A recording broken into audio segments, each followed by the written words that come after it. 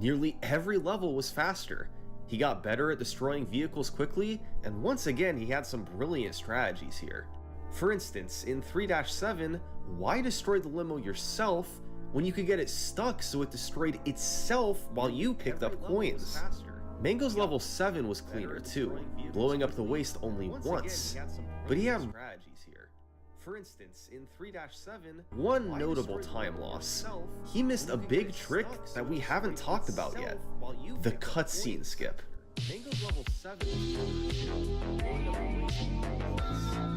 The Simpsons Hit and Run has a handful of cutscenes. They play after certain missions and there's no option to skip them. You have to watch them. Except, there's a trick you can do on 3 of the cutscenes. The ones after level 2, level 5, and level 6. After mission complete fades out, if you pause the game in a small window just before the cutscene starts, you can select the next mission and skip the cutscene entirely. You have a 9-frame window to skip the level 2 cutscene and a 16-frame window for levels 5 and 6. That's between a 20th of a second and a quarter of a second depending on your frame rate. You can also repeatedly pause to give yourself a better chance at hitting it. So all in all, cutscene skip doesn't seem that bad. But the problem is that it's super punishing if you miss. The level 6 cutscene lasts 45 seconds, the level 2 cutscene lasts 55 seconds, and the level 5 cutscene lasts a whopping 2 minutes and 20 seconds. So there's added pressure of knowing that if you miss one, it's a huge blow to your speedrun. And sure enough, in this run, Mango missed the level 6 cutscene skip. It was a 45-second time loss. Had he gotten it, it would have been a sub 150. Mango made that his goal time going forward, a run in the 140s. But it wasn't going to be easy, because Mango wasn't the only player who could get that time. In mid-2014, he got a competitor. Meet Pet Iguana. Mango had reason to be afraid, and not just because iguanas eat mangoes, but because on June 14th, Iguana got a run of 150.08, a new record and just 9 seconds from the sub 150.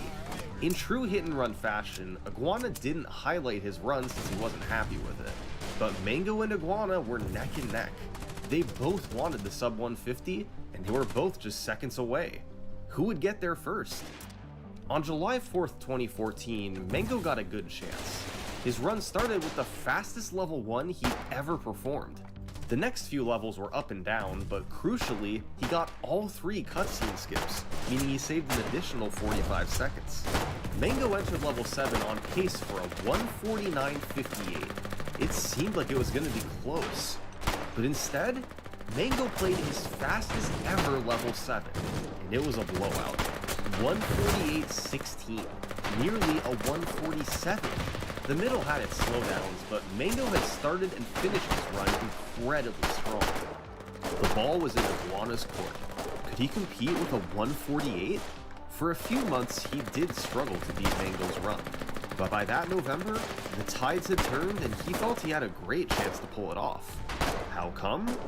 Well, it all came down to destroying vehicles, where Iguana had some new strategies. The armored truck in 5-6 is one of the longest destruction missions in the game. It takes forever to be destroyed, especially with snakes caught, which isn't a depth dealing damage.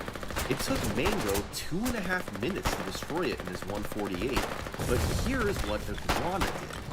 He guided it off the road so it got stuck against the pillar. It then damaged itself over time as it tried to escape, and Iguana destroyed it in under a minute. The armored truck strat will become one of the most pivotal strategies in the entire run. Miss it, and you have a big time loss. Another fast destruction strategy was in 1-3. Iguana steered Smithers' car into a house, then repeatedly hit it while stuck to destroy it quickly. A solid time save over Mango chasing the car down. Perhaps my favorite new strategy was in 4-7. Yes. Here, you have to escape Chief Wiggum by getting far enough away from him. But instead of driving far, Iguana just went inside the Simpsons house. The mission ended, saving him 10+ seconds. This works because the inside of the house is located very far away from the rest of the map, so the game detects that you've escaped Wiggum and just ends the mission. Thanks to these new strategies, on November 17th, Iguana was able to pull 2 minutes ahead of the record going into level 7, but he wasn't out of the woods yet. Remember, he was up against Mango's gold split here, and he was 100 coins shy, meaning he'd have to pick up extra coins before buying the zombie car. We must push, gentlemen! For the motherland! This was going to be close, and most importantly, Iguana had to avoid blowing up the waist. Oh, that was close.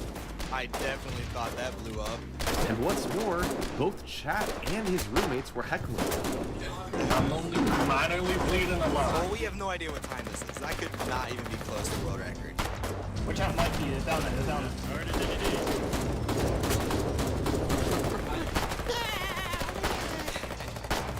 Finally. Iguana Push, was boys, back. push! Let's He fucking didn't stop go! there.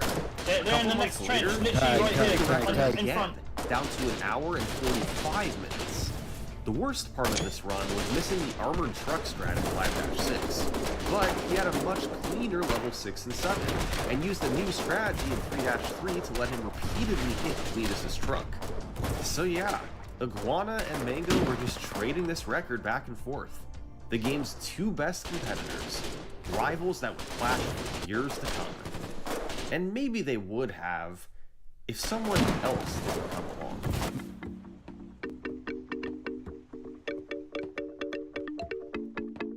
In early 2015, a runner named Liquid Wi-Fi became a record contender.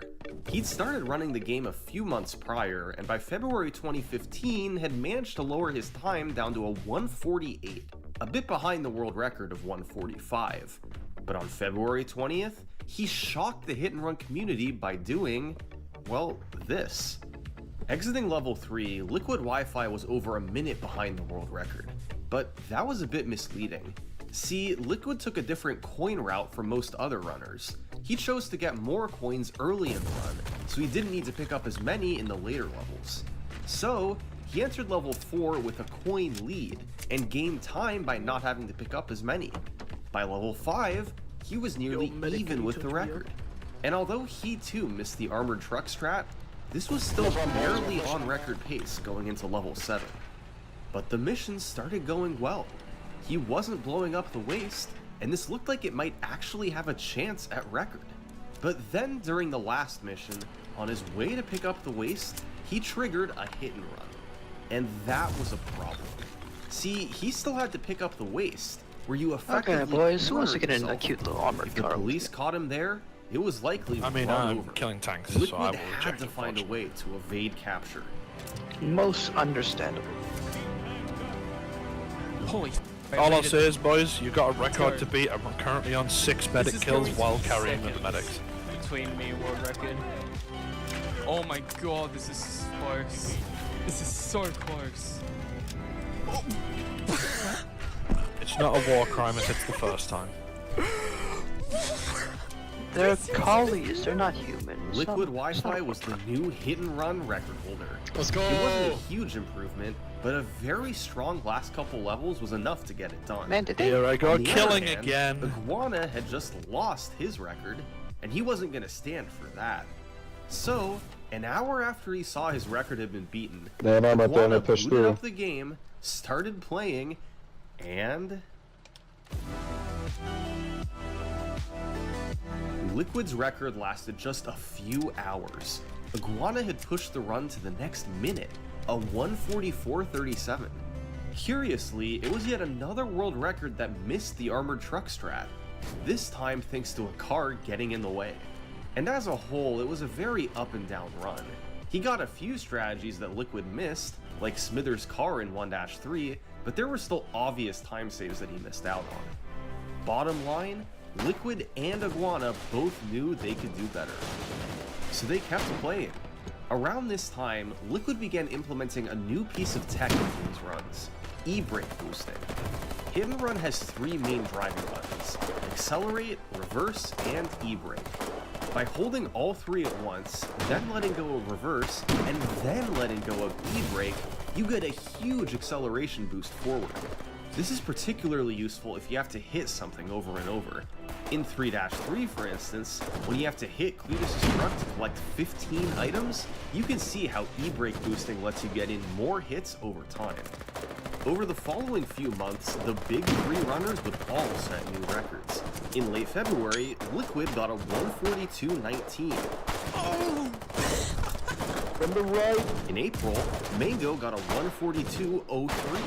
And in May, Iguana got a 140.49. These guys were all about equal in skill, and with all three of them actively playing, the world record was plummeting. Much of the time save came from the margins, rather than actual new strategies. Leaner driving, faster destructions, that sort of thing. Their overall skill level was rising, and nobody was sure where the ceiling was. So, who would come through next? Well, in November 2015, it was Mango setting a new world record. And this run has an important distinction. It was the first world record with load times removed. See, Hit and Run has to load in between missions, and this can take a variable amount of time. Depending on how powerful the runner's PC is, this can add up to multiple minutes of difference across the run. So, the community created the Load Remover Auto Splitter. It detects when Hit and Run is loading and automatically pauses the timer. So, when Mango beat Iguana's world record, it was initially timed as a 140.41, but using loads removed time, it was a 140.05. This run also featured another big new strategy, car despawning. By flipping the camera angle back and then forward, certain objects like cars and pedestrians despawn. This can move things out of your way, or more importantly, out of the way of an AI-controlled vehicle. They'll crash into fewer cars, saving you time on the speedrun overall. Mango's run lasted for 8 days, when the next member of the Big Three struck, Iguana, who got a 138.35 and then a 138.03. It was a mix of faster execution and some strategy. He had a new point route, picking up 4 points and level 4 applicators car in Rusty New Studios. Destroyed vehicles. Who's camping that corner? 6-dash going up about 45 seconds and save time on the armored truck by hit and destroy mission that was cleaner overall. Phew. It's exhausting to keep track of everything that was happening. These guys still weren't at their limits. Since 2014, it had been a 3-way competition between Mango, Iguana, and Liquid for the Simpsons Hit and Run world record. They constantly traded it back and forth among themselves, but nobody else ever broke through to take it from them. They were the 3 best runners of the game by far, an exclusive club at the top with only 3 members. The combination of new strategies being added, with the world record frequently changing hands, makes this a tough timeline to follow. But luckily for us, someone was about to come along and simplify things a bit. In mid-2016, a player named Robot Crocodiles appeared on the scene. He took one look at our 3 world record holders and spat on them.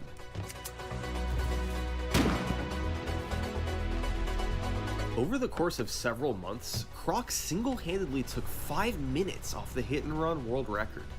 Unfortunately, all of his videos were deleted, so we can't watch any of them today. But we do have an idea of what they looked like. Croc more or less revolutionized the game. Were there new strategies? Well, of course there were, and he used them to his full advantage. In 1-7, Croc used Carl Skip. Instead of running over Carl, he simply reversed to the door and reset his car. The game's default reset point here is right at the door entry, so you respawn halfway past the door. You can then continue reversing and make it all the way through. Faster and more consistent than Carl Skip. Croc also switched vehicles for a couple missions. In 1-3, instead of using Homer's sedan, he used a trapdoor that dealt more damage. Similarly, in 3-4, he switched out Mr. Plow for the school bus. Another big one was in 4-1, a strat called Donut Truck. You're supposed to hit the donut truck 10 times and collect the items, and the strategy here used to be letting it hit you 10 times. But instead, Croc began guiding it into a corner and then hitting it over and over. This was both faster and much safer than the old strat, as you get rid of RNG Are you when people traffic running? gets in the way. Come front. But Croc's dominance was for more than just new strats. It's also because he'd raised the bar for his execution. See, Croc began by grinding individual levels instead of full game modes. He got good, eventually holding every IL record in the game. This gave him a mastery of each individual mission that nobody else had. He was able to pick up minutes across the run just from better driving. He slowed down less overall and took cleaner lines. Croc lowered the record a lot in a short period of time. He pulled away from the runners behind him, and he was undoubtedly the best player the game has ever seen. Sadly, a few months after these runs, Croc disappeared, taking his channels and videos with him.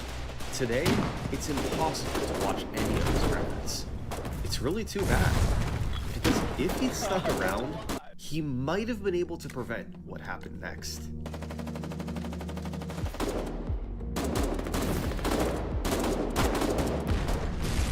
In late May 2017, someone finally broke through to take the record from Croc. Our old friend Liquid Wi-Fi. This was his first record in more than 2 years. His new time was 1:32:44, but in the description, he said lots of mistakes in this run, and there were a bunch of them, adding up to at least a couple minutes of obvious time save. But still, Croc had raised the bar for execution, and now Liquid had matched it. One other thing Liquid said in the description, I think sub 130 is possible. Well, right around this time, Liquid Wi-Fi began streaming full-time, playing Simpsons Hit and Run for several hours every day. And he got so good that he took over our story.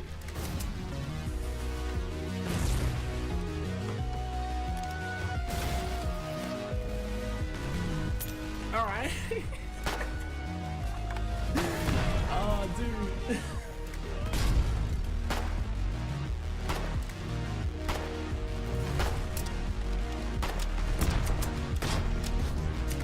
Oh.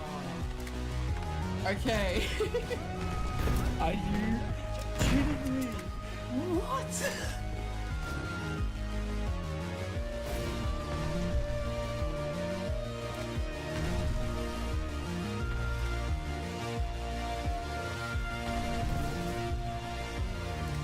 He set 12 records in 4 months. He took the record from 132 to a 129.44. How did Liquid do this? Well, lots of tiny optimizations added up. He went for a lot more card despawns from previous runners, helping his AI vehicles a bit more. He also had a new coin route, collecting the Thrusty Loo coins in the middle of the 3-2 mission to skip points later. And most importantly, Liquid had just gotten good. The leaderboard was pretty stagnant. Liquid had a 129, Croc had a 132, and nobody else had below a 135. How long could this go on?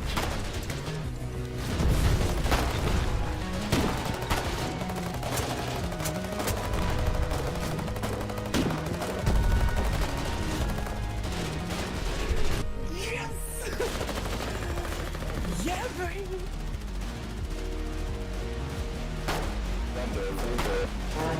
We're bringing the tanks away.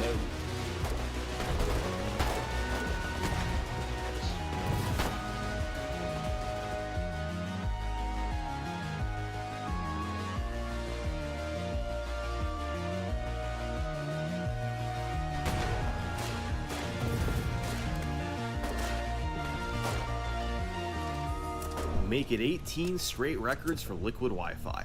This man was unstoppable. Most of his improvement was just from getting better and better at the game. He still wasn't at his full potential. And yet, Make some room here so he we was can get out. with a 3-minute lead over second place. Yes, Liquid Thank you. was streaming full-time and playing more than anybody else. Let's go, soldiers. But he was also clearly the best runner by far. He'd taken over the game. This was his record now. And at this rate, with Liquid being this dominant, there needs to be some major change to the run for anybody to catch him. We've seen a lot of strategy improvements in the game already. Every year there's been new glitches, destruction strategies, and more. But in late 2018, The Simpsons Hit and Run had perhaps its greatest strategy change yet. Level 7, the final level of the game, got completely overhauled. It's time to head out of bounds. First off, what's the point of going out of bounds? How does it save time? Well, the main advantage is it lets you drive across the map while it's not loaded in. You can go in a straight line without needing to turn or slow down at all. And level 7 is perfect for this, because most missions require you to go all the way across the map. You pick up waste on one side and drop it off on the other. Next question is, how do you get out of bounds? Well, in October 2018, Liquid Wi-Fi found... Oh, you gotta hit on it. It looks great. Harden Simpson's hit run could essentially grip onto vertical walls if they touch them. So, by crashing into the wall, Liquid's car bounced and the tires hit the vertical wall. And from there, he simply drove up the invisible part and made it over. He later found a more consistent version, using the car's back tires to contact people. Extract. Grenades. From there, Over here, Level 7. DJ Lambton found an out-of-bounds setup for 7.3 that involved climbing the walls of the power plant. Vapo found a similar setup for 7.5. And then Liquid found another in 7.7. And before they knew it, more than half of Level 7's missions had an out-of-bounds. Combined, they saved more than a minute. They weren't easy to pull off, especially given that they're at the very end of an hour-and-a-half long run. If you mess these up, there goes your whole speedrun. But Liquid felt he was up to the task. He began chipping away at his world record with these new tricks. Every few weeks he got a new improvement, first getting a 127 and eventually a 126. Ironically, even though new tricks often open the door to new competition, Level 7 out of bounds actually had the opposite effect. Liquid was the only runner with good consistency at them, so he was able to better implement them, and his world record lead only increased. It was now up to a whopping 4.5 minutes. His run of 126.23 was the first to hit all 4 out of bounds in Level 7, and that was enough to satisfy Liquid. He got all the big tricks and had an enormous lead over second place. What else could he ask for? I mean, maybe he'd come back if more out of bounds were discovered, like a second wave or something, but there was no way that could happen. Liquid couldn't stop now. In mid-2019, he helped find another set of out of bounds in Level 7. This time, he was going to be out of bounds for nearly the entire level. It's a pretty involved route, but the most interesting part starts from 7.5. Liquid put the waste in a traffic car, then left it and hopped back in a sports car he had waiting out of bounds. He then quickly drove straight to the school, and the waste magically appeared there. How? Well, since the game can only have 5 traffic cars loaded at once, it simply duplicates the traffic car with the waste as one of the 5.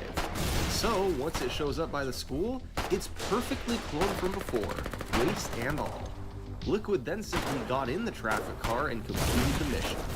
Finally, in 7.6, he drove to the power plant out of bounds while being careful not to load in any part of the map.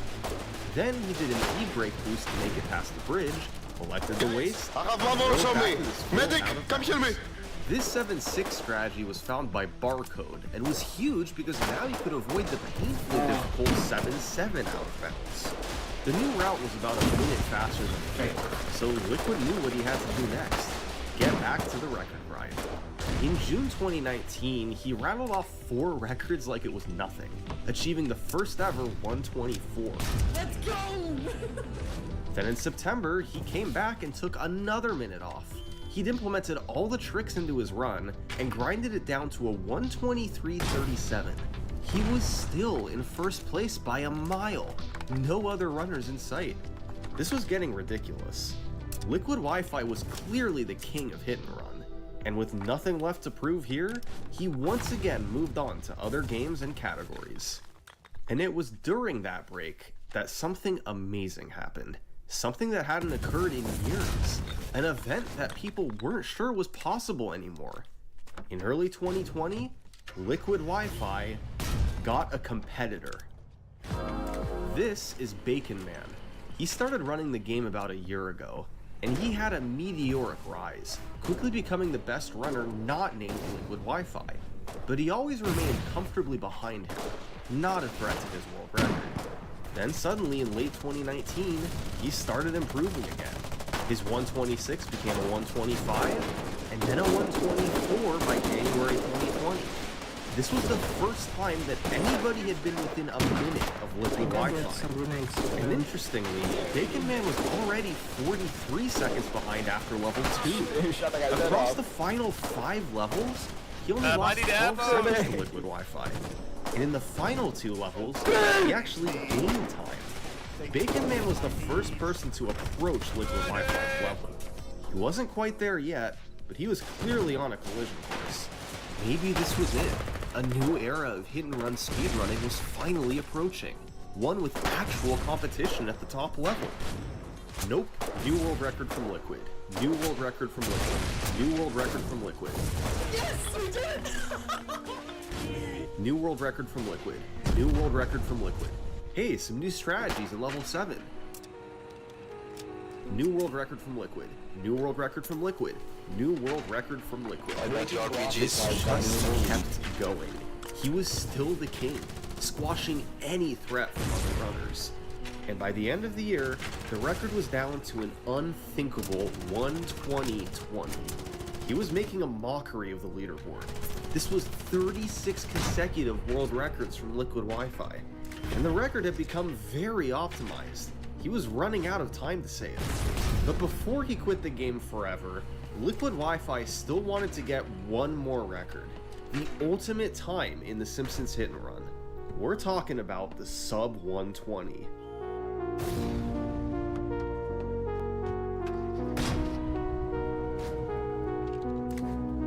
All of Liquid's world records, all of his domination, But yeah, look at it you, all already led killed, up like- to this. like This would be 8 his guys. crowning achievement. I know, right? But it was Right. not going to be easy. He needed to find a way to save So I 21 grabbed some more seconds over his VMATs. current world record.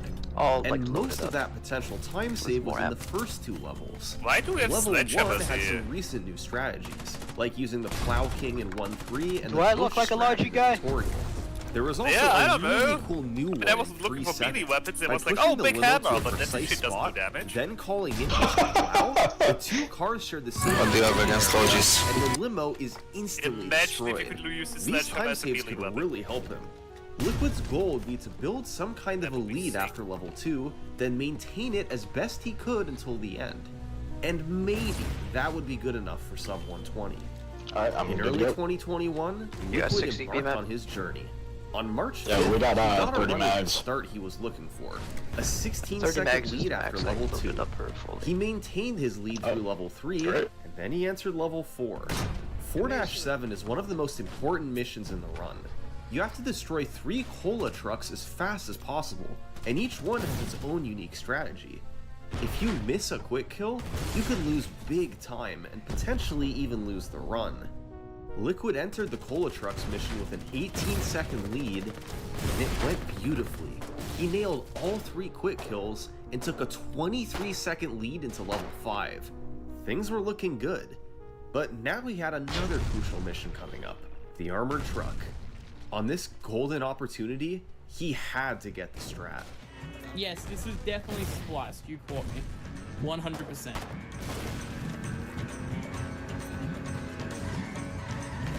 Alright, that'll work. He nailed it again. Liquid now had a 27-second lead.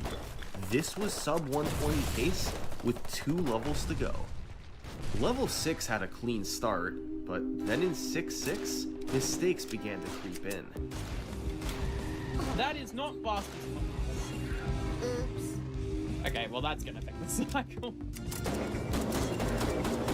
Very nice. I'd like to stop losing time, please. Can someone carry a tripod His lead and some fell to ammo? 15 seconds. This still had sub 120 potential, but now there was no margin for error. And with the pressure fully on, he had to hit all of level 7's out of bounds. 7-2 went well, as did 7-4. This was alive. Liquid was on sub 120 pace. 3 more missions. Whatever he did now, just don't blow up the waste. Sub 120 is dead. This was such a tricky spot. You have to get enough speed to get the front of the car to bounce up, but too much speed and the waist explodes, which is exactly what happened. It lost just enough time to cost him sub 120. The run finished as a 120.05.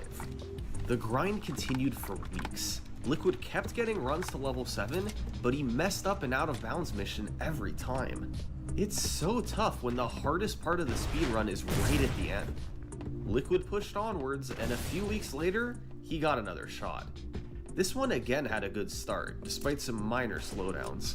The cola trucks went well, and now for perhaps the most important mission in the run, the armored truck.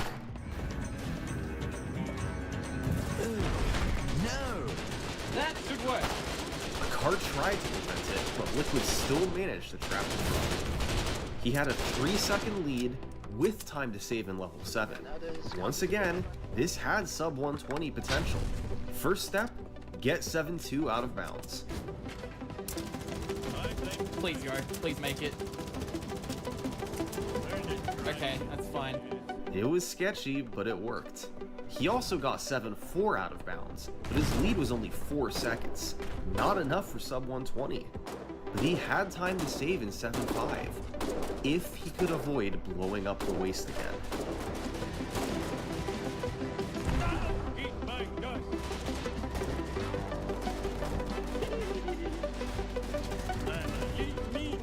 Get up! Get up! He did it. Liquid pulled further ahead, closed out the last 2 missions, and beat the game in sub 120. It was pure elation for a man who devoted his past 4 years to this game. This was the run he'd been dreaming of. All 38 world records had built up to this, and Liquid Wi-Fi had finally made it. He'd done everything he'd wanted with all story missions, and this was the end of the road. For the first time in many years, Liquid stopped playing the category. He moved on to other ones, with his sub 120 as his crowning achievement. Meanwhile, Liquid's top competitors were still well behind. Bacon Man was the closest with a low 121, and nobody else had below a 123. These guys weren't really considered world record contenders, so there wasn't much hope of beating Liquid's 119. But maybe, given enough time, somebody could rise up to compete. Well, let's jump a year later. Barely anything had changed. Bacon Man had lowered his time by 12 seconds. That was about it. No world record threats in sight. And it was now the longest standing world record in modern hit and run history. Liquid was one of a kind. Others simply couldn't do what he could. And if he wasn't running the category, the world record was staying put. By mid-2022, he hadn't played all story missions in a year and a half. Unprecedented for him. It had been part of his identity for years, and now he had given it up. Liquid took a step back and evaluated what he wanted to do. Anyone wanna be a gunner for the 40 mil? The ultimate hit and run world record. And yet, he missed playing it. Liquid evaluated his options. He looked at his world record of 119 and said, alright, fine. One more mission. I gotta reload. In Liquid's mind, the 119 was about the achievement, while a 118 would be about the optimization. He'd gotten even better over the last year and a half. I know what it is. He felt there was another minute he could squeeze out of the run. It's a single shot rocket. Yeah, single shot. Well, rocket. let's examine his 119. Another one There were dead. only a couple of big time losses. In Yeah, 2-7, he drop got it. bad Fly. traffic Look at that these cost him idiots. 10 seconds. Look at us. And in 5-6, he wasted a bunch of time by forgetting which places. But with cleaner execution, there were small Make a push, boys, chances make a he missed push. all over. No, He missed don't items make a in level push. 3, Stand back. certain destruction missions could be a bit faster, his out of bounds were a bit slow. But adding this all up across the run, it came out to over a minute of time save. 118 was technically viable, but you need this was to going go to to a take better a angle. monumental effort. No, this is a good angle. I see 119 was already an incredible run. He'd have to duplicate it and capitalize on all the time save. This was the sort of thing he'd chip away at over time, rather than get all in one shot. Or maybe I'm a big dummy.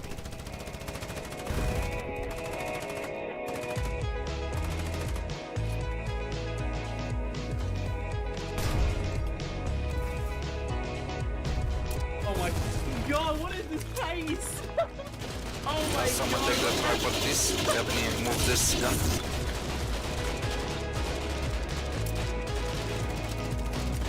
Oh my god. Focus. Come take the tripod, please. Like, Hold 20 on a meters. 48-second lead. Wherever those machine gunners are. Liquid could not believe what was happening. Machine gun will I mean, tear us up. He got Please get it. everything. All the time save he was hoping for. Oh, we can't see He could because of the now play bunker. Never mind, we can go level back. 7. He'd get a 118 right here, right now. Guys, This please, was the off highest the road. record level 7 of his life. The first mission is in balance, and it went just fine. Next up, the 7-2 Libra. ATR, two trenches ahead of us. Oh, yeah, he's shooting at us. We're gonna need repairs. We've been hanging out there for quite a while. Turn it off. He hit the corner of the Krusty Burger roof. It was enough to kill 118. He had to go out of bounds in 7-3 instead, costing him serious time. Liquid went on to hit the rest of the out of bounds and got a small world record. 119. But most importantly, he got a small taste of what could be. If he had hit the 7-2 out of bounds, this run very well could have been the 118. Perhaps getting it all in one shot was just too much to ask for. Instead, he was going to have to write this out the traditional way. On September 15th, he had a run even with the record after Two trenches ahead of us. a great spot to be in. But in level Nothing on the 5, road so the far. time losses began. He had a slow 5-4, and in 5-5, a car got in the way of the truck so it couldn't turn on the expressway. Oh, why does he? Why me? Why not? He initially messed Why up not the other 7-5 guy? out of bounds. It ended as a Because we world look record scrumptious. 119.35. Weeks later, he had another solid start. A gold split in level 3 pushed him even with the record. He was able to capitalize on a level 5 time save. 7-2 went well. 7-5 went well, and then he messed up 7-6. Another small world record, but Liquid was struggling to get a clean level 7. On December 20th, he made it there again. This time he was faster through level 4, but got unlucky at level 5. Level 7 started beautifully. And then... Don't stand in the line of shot, sir. I thought I got stuck on the wall. Another failed out of bounds, and another small world record. Liquid just couldn't get the level 7 he needed. Something always went wrong. But fortunately for him, around the end of the year, a wave of new strategies were developed. The entirety of level 4 was rerouted, buying the inmate outfit sooner and changing which coins you pick up. And a runner named Veg found a time save in 4-3 to play the last catch-up. In the trenches to our left. But the biggest new strategy came in the to get you final out. mission of the game.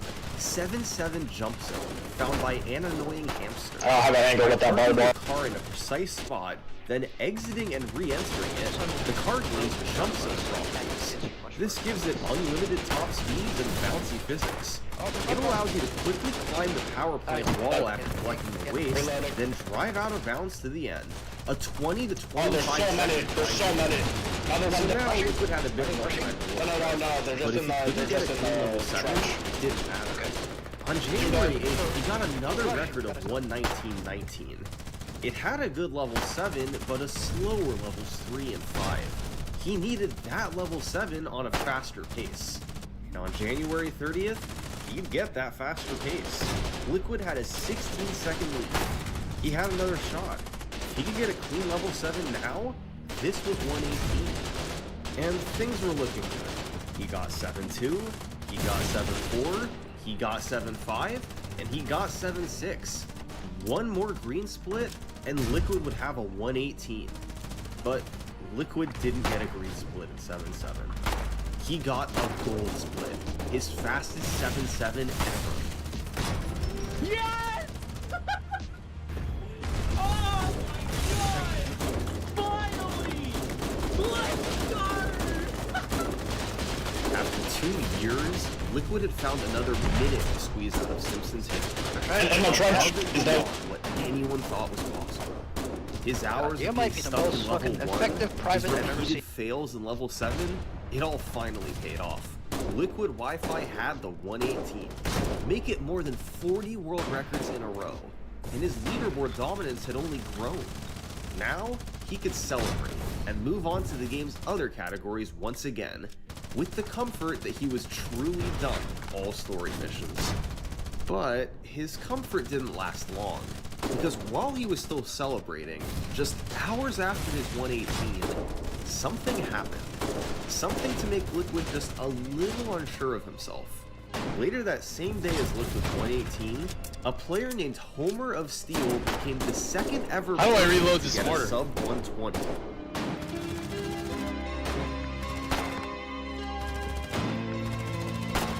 Homer of Steel played a lot of hit and run growing up. He always loved it and poured countless hours into the game. But in 2021, he found Liquid Wi-Fi's Twitch stream and became obsessed with learning the speedrun. It was a story like so many who start speedrunning. He found a speedrun of a childhood game and wanted to see if he could do it too. But Liquid's dominance of the leaderboard was intimidating. 6 years on top, 45 consecutive records? How could anybody ever catch up? But Homer of Steel kept lowering his time, and as he got closer, Liquid's times began to seem a bit more realistic. On January 30th, he took his PB straight from a high 121 to a 119.53.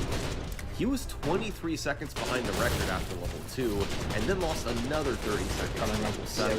But in levels 3 through 6, more than half of the run, Homer of Steel only lost 4 seconds to Liquid. If he could improve at the level 7 out of bounds, maybe he could finally be the person to challenge Liquid for the world record. It took a huge grind for Homer of Steel to get the sub 120, and he took a break for his months after this. But in May, he came back, determined to try and close the minute gap between himself and Liquid. Everything was in position for him to make a run at the world record, and he actually had a decent chance of pulling this off. But instead, right after he began playing, a new strategy was found that changed everything. This is the 5-3 Baby Fan. You need to hit it 10 times to collect 10 objects, similar to several other missions in the run. But the Baby Van has one key difference. It has a 50-50 chance of either driving normally or driving all over the place in a crazy car. With normal driving, you can trap the car in the corner and get a quick kill. But with tilted driving, this is nearly impossible, so you had to chase it down and hit it 10 times normally. This often cost a full half minute. For years, it was just a random kill. You either got lucky or your run was pretty much over. But in June 2023, Homer of Steel modified a new strategy originally developed by a runner named Vapor. See, the Baby Van mission won't start unless your vehicle is the car built for Homer. So, you buy the car, then exit and reselect the mission to spawn in with your old. Should I get someone to bring some more ammo up here? Then waiting to call in the car built for Homer until you're right next to the Baby Van, the mission will start and you can immediately ram the Baby Van before it gets away.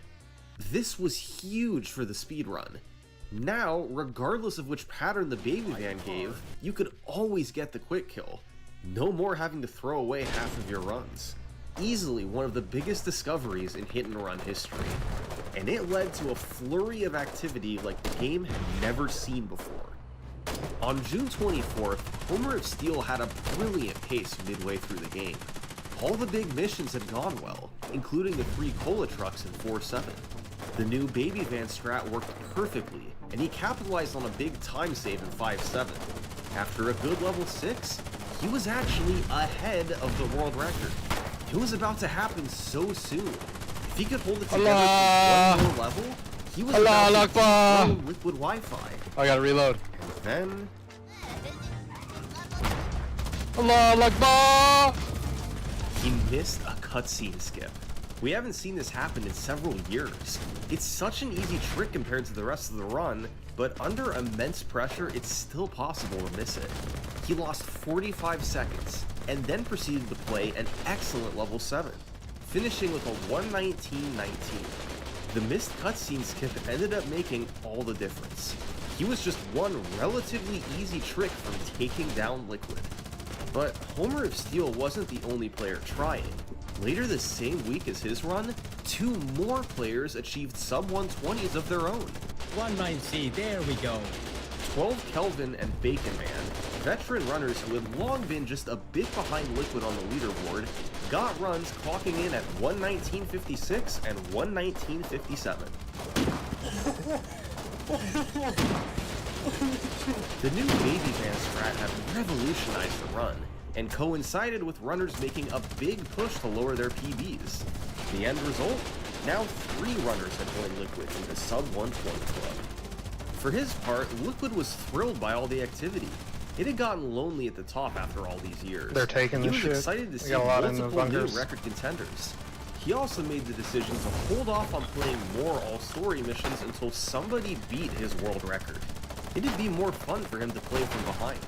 So, now it was inevitable that his world record streak was about to come to an end, and it was a race to see who would pull it off first. On July 1st, Kelvin swooped into second Oh, yeah, we place did with a push up, we'll get him out. 1:19.10. Oh my god. What? Oh yeah. What? Holy This run fell 20 seconds behind the record after 1:03, but from there he matched it all the way to the end. A few days later, Homer of Steel fired back with a 6-second PB of his own. At this point, these guys were saving substantial time in level 7 compared to Liquid's world record. Both Kelvin and Homer of Steel have been grinding it as an IL to try and get a sub 8, so their execution at each out of bounds got really fast. Later in August, Homer of Steel had a run that pulled ahead in level 3 thanks to a very fast destruction mission. However, he had some slowdowns in level 5, including missing the new Baby Van strat. With 1 level to go, he was 3 seconds behind the world record. But he knew he could beat Liquid. He had to learn from his mistakes in past runs and apply all his skills right now. Down the road with your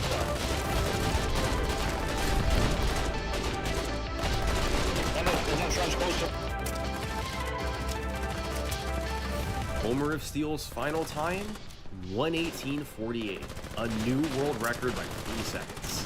This was the first time since May 2017 that Liquid wasn't the record holder. Over that period, he put a time down by 14 minutes, more than 6 years of constant domination.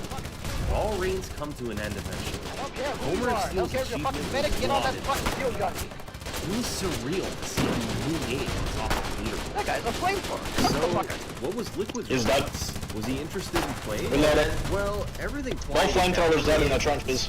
Nobody was sure if Liquid was planning to come back, or if he was just Are we done just with leaving the this field gun to die? Homer's Somebody field get on record it. was great, but it did have room for improvement, especially on the base. Oh, orders. And under the pressure of world record pace, he didn't play That hit level us. 7 as aggressively as he could have either. But even though there was some time saved, the community stayed quiet.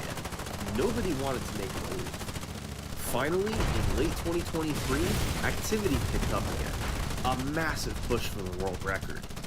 What we've had over the last year of hit-and-run speedrunning is a battle like we've never seen in the game's history. Wait, not these things die. 3 Somebody get on contenders that began thing. playing for the world record, each one formidable in their own way.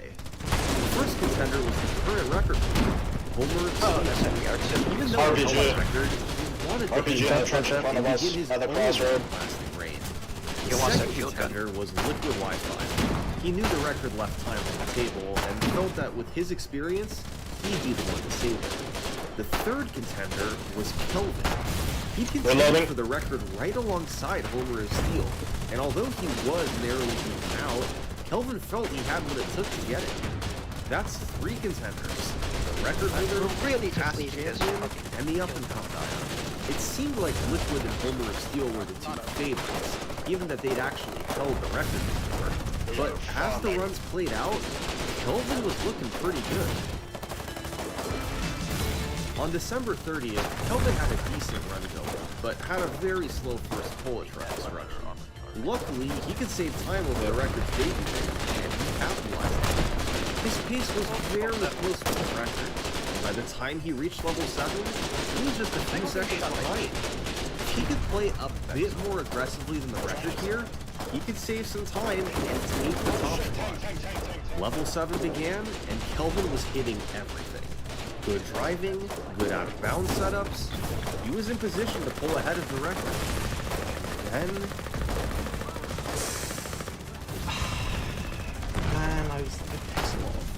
he hit an invisible wall while out of bounds. The waist blew up, it was all over. Just one tiny mistake in level 7 can completely destroy your run. But Kelvin was still feeling it. A short while later, he managed a nearly identical pace, about 10 seconds behind the world record going into level 7. Once again, with fast execution, he'd be able to pull ahead. First step, make it out of bounds in 17. No problem. Now, avoid hitting the invisible wall again. He got that too. So far, so good. A few more missions to go. Next up was 7-4 out of bounds. That's good. He made it. Pressure was mounting. Then 7-5 out of bounds. That sucks. He blew up the waist again. Too much speed while backing up. World record was dead, but maybe he could still get a small personal best, as long as he didn't blow up the waist again. This was becoming a pattern for Kelvin. He was getting runs to level 7 just like any record contender, but time and time again, something went wrong to kill it. It's tough when the game's hardest level is right at the end, but it's what you have to overcome if you want the record. On January 22nd, Kelvin found himself in a familiar spot. A few seconds behind the record, one level to go. Oh, we got a fresh supply It all went well. of artillery. He didn't blow up the waist. He didn't miss any. Oh shit, we need it. He played a clean level 7, but he still missed the record. We successfully Kelvin just rescued the wasn't Bayfield. quite aggressive enough through the level. He just wanted to get through it and take it a personal best. So he did.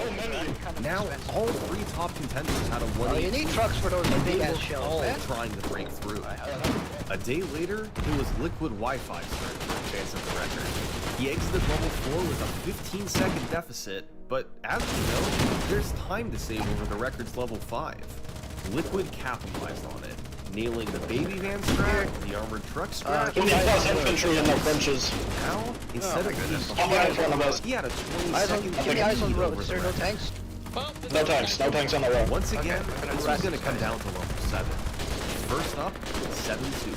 Let's try to stay out of our friendly machine guns. Reloading. A good start. Oh, no, stay here. 30 seconds. Next up, 7-4. 20 plus, so many. Cleared the barrier. It worked. Liquid My was car, still 30 like, seconds reloaded? ahead of the record. Oh yeah, Now, it is. he had to get 7-5.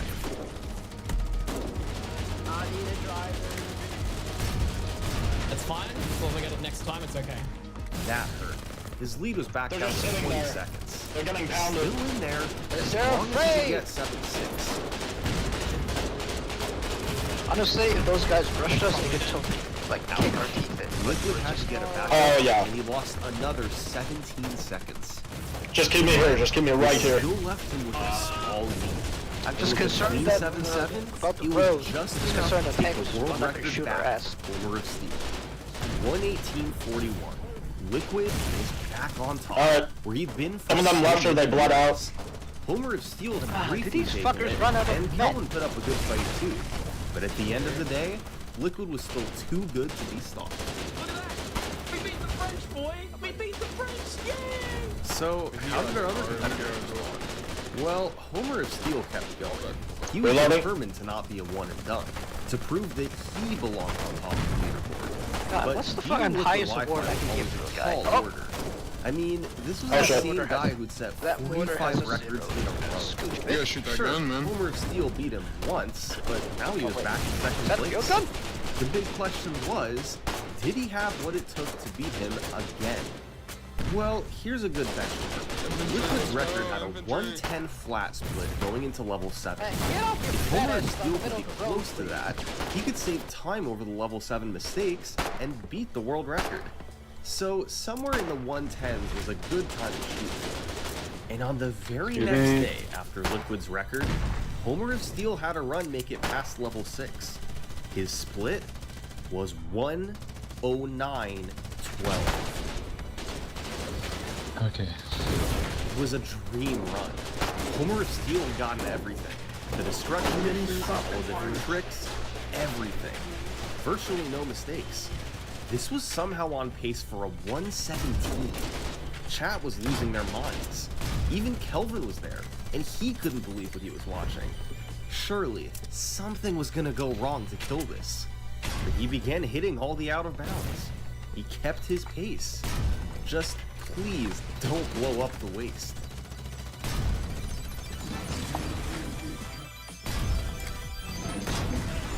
What is this?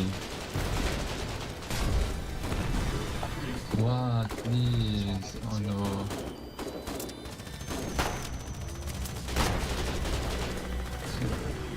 I hate this game. I want to cry. I can't do this challenge.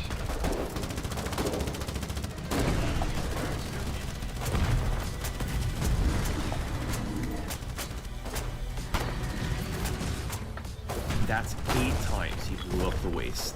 He just couldn't do it. And the best pace the game had ever seen was gone. The 117 dream was dead. But in speedrunning, you can't dwell on your mistakes. You have to pick yourself up and keep trying. That's exactly what Homer of Steel did. And a few days later, he had another good run. He had a lead over the record going into level 5, then hit the baby van strat. Things were looking good. But then, a complete debacle happened in 5-5. He managed to get his car stuck on a slant midway into the mission. The car wasn't budging, and he wasn't able to get back inside.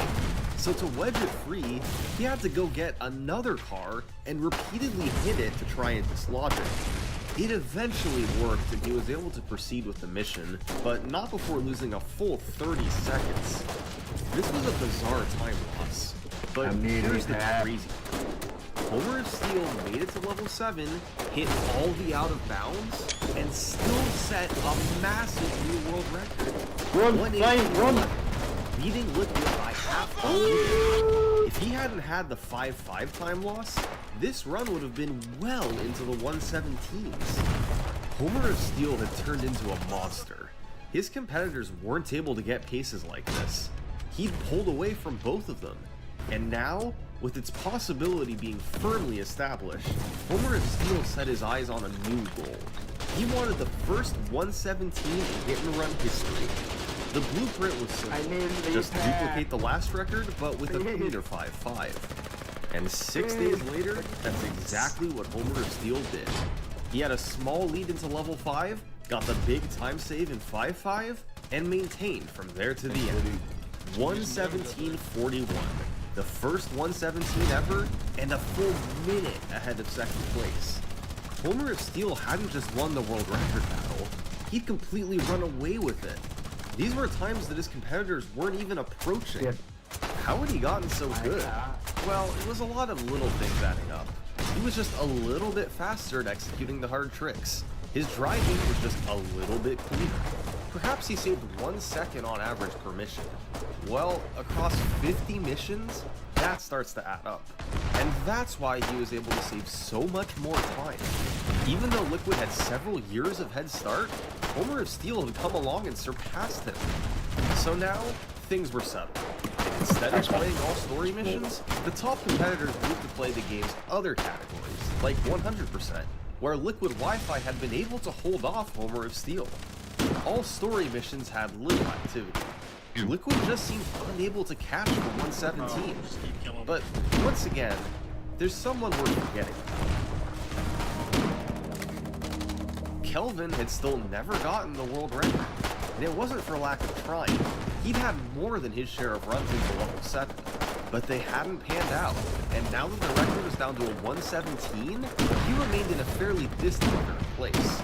But maybe now that his two competitors were distracted, this was his chance to make a move. On June 16th, Kelvin got a 118.38, just beating out Liquid for second place. And the very next day, he got on another one. Kelvin was deadlocked with the record into level 3. He lost some time in 3-5 when Snake's car jumped the bridge before dropping the last item, making him have to backtrack. He also lost a bit on the second cola truck in 4.7. Kelvin was now half a minute behind the record, but from there, he kept it remarkably close. He got the baby van, the armored truck, Skinner's car destruction, all just like the record. Finally, he made it to level 7, and he nailed all the out of bounds, with even quicker setups than the world record. The run finished as a 1:18.07. I'm insane. The only difference between his run and Homer of Steel's were unforced errors in levels 3 and 4. But beyond that, his execution was just as fast, even faster in level 7. After several months of trying, Kelvin was once again on a collision course with the record. One more improvement without the big mistakes, and he would finally reach the top of the mountain. But it was all a mirage, because Homer of Steel saw what was happening, and he wanted to stop it.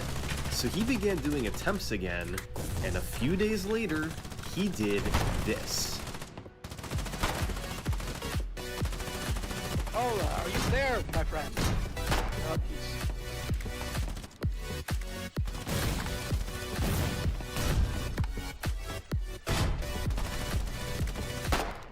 Homer of Steel had somehow squeezed another minute out of the run. Virtually the only slowdown was missing the Curator destruction in 5.7. He got a quick backup and lost 10 seconds. Other than that, it's a familiar story. He simply nailed everything. What are you Trick after trick throughout the game. I like that. I'm sorry. I'm right when here, no right one behind the else car. in the world had a 1:17. Alright, I'm at. What Homer of Steel has done to the hit and run speedrun is nothing short of remarkable. Compared to where the run was just a year ago, he's elevated nearly everything. He's brought the record down by 2 full minutes with essentially nothing new. He's just pulling time out of thin air, finding tiny optimizations to play better and better. This is well illustrated through the sum of best gap. A player's sum of best is adding up all their gold splits, their 50 fastest individual splits. During the 1:18 era, the gap between the record and his sum of best segments was 4 minutes. But now, Homer of Steel has shaved a full minute off that gap. His execution in runs has just gotten that good. Can other runners catch up to him? Well, in the months since, both Liquid Wi-Fi and Kelvin have set new personal bests, but they both remain more than a minute off the record. They're more competitive with Homer of Steel in categories like 100%, but he seems to have a stranglehold on all story missions. That being said, we've seen this before in The Simpsons Hit and Run. Someone seems so far ahead, surely there's no way anyone will catch up. But it never lasts forever. Someday, someone will dethrone Homer of Steel. And as it so often does, history will repeat itself. Thanks for watching. For a behind-the-scenes look at how I made this video and storylines that I couldn't include, join my Patreon page. I only charge when I upload a video. Thanks.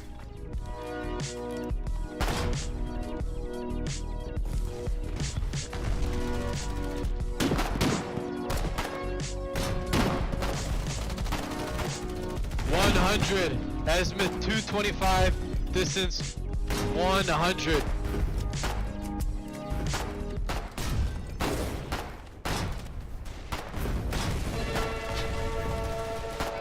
Oh, you're fucking him up. Keep firing, keep firing.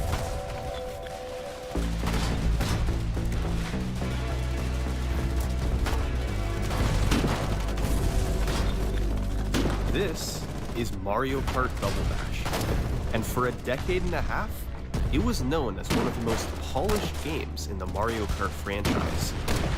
Most entries in the series are loaded with game-breaking shortcuts. 64 is famous for its large skips. Wii has a faulty checkpoint system. Super Circuit is perhaps more broken than any other. These games all have healthy time trial competition, and both non-shortcut and shortcut world records that have been tracked for many years. But then there's Mario Kart Double Dash. Immediately upon its release in 2003, a shortcut was found on Waluigi Stadium. And for the next 15 years, that was it. Double Dash has always had a competitive time trial scene, but it's been nearly exclusively non-shortcut racing. With one exception, the developers have managed to create a shortcut-free game. For years, Double Dash's speedrun scene grew, as players mastered its racing mechanics and optimized non-shortcut races.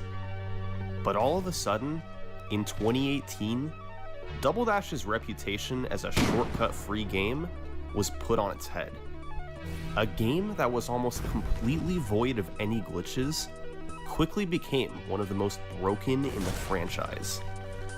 This is the story of the Mario Kart Double Dash Shortcut Revolution. Is your boat?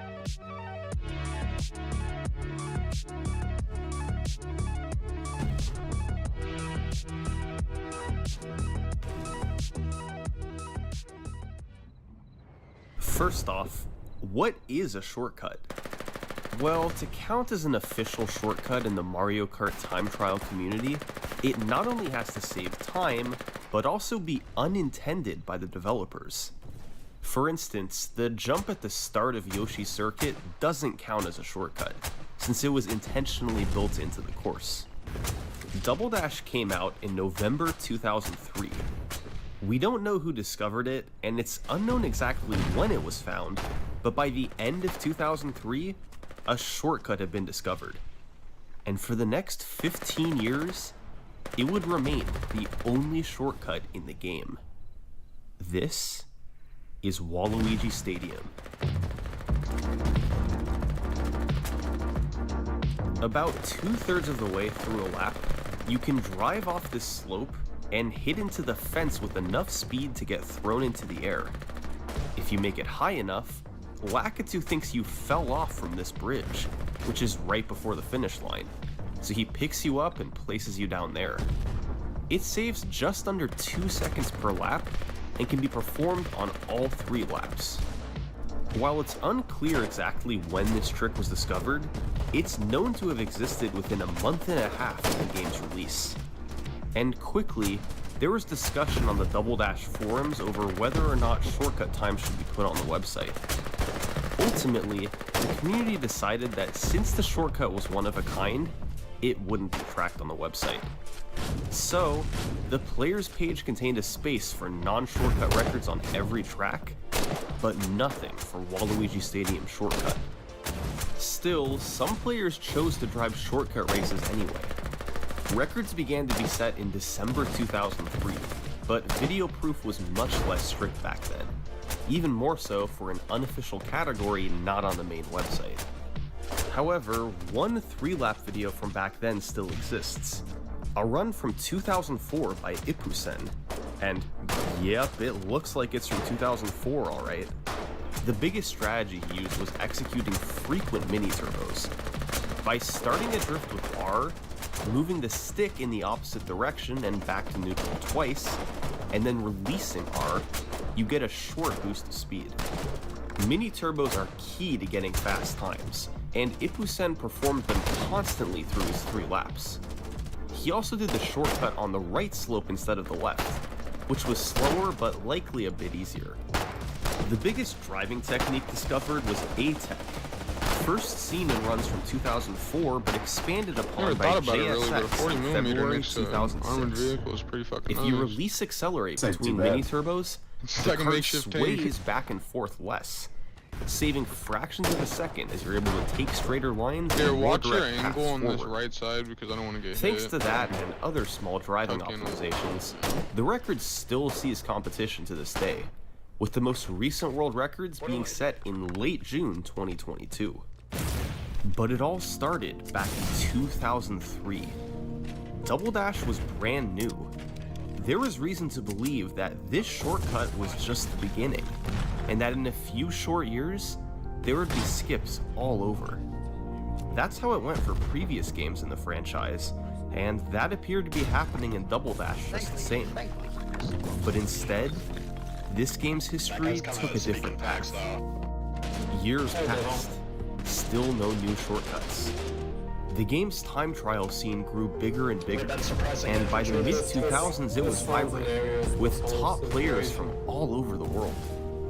But other than the occasional Waluigi Stadium race, the competition was exclusively non-shortcut. The focus was on optimizing every last millisecond. Dude, that sounds hilarious. What's going on there with the improving lines, performing more mini turbos, and implementing A-Tech. By 2008, Mario Kart Wii was released, and within months, that game had massive ultra shortcuts breaking its tracks. Mario Kart Double Dash, several years older, still had just one shortcut. Azimuth 180. The years continued to pass, and suddenly, 5 years turned into 10. Still, there was nothing new. Mario Kart Double Dash was an unbreakable game, and that's all there was to it. In over a decade of searching, absolutely nothing had been found. Well, okay, there was one thing.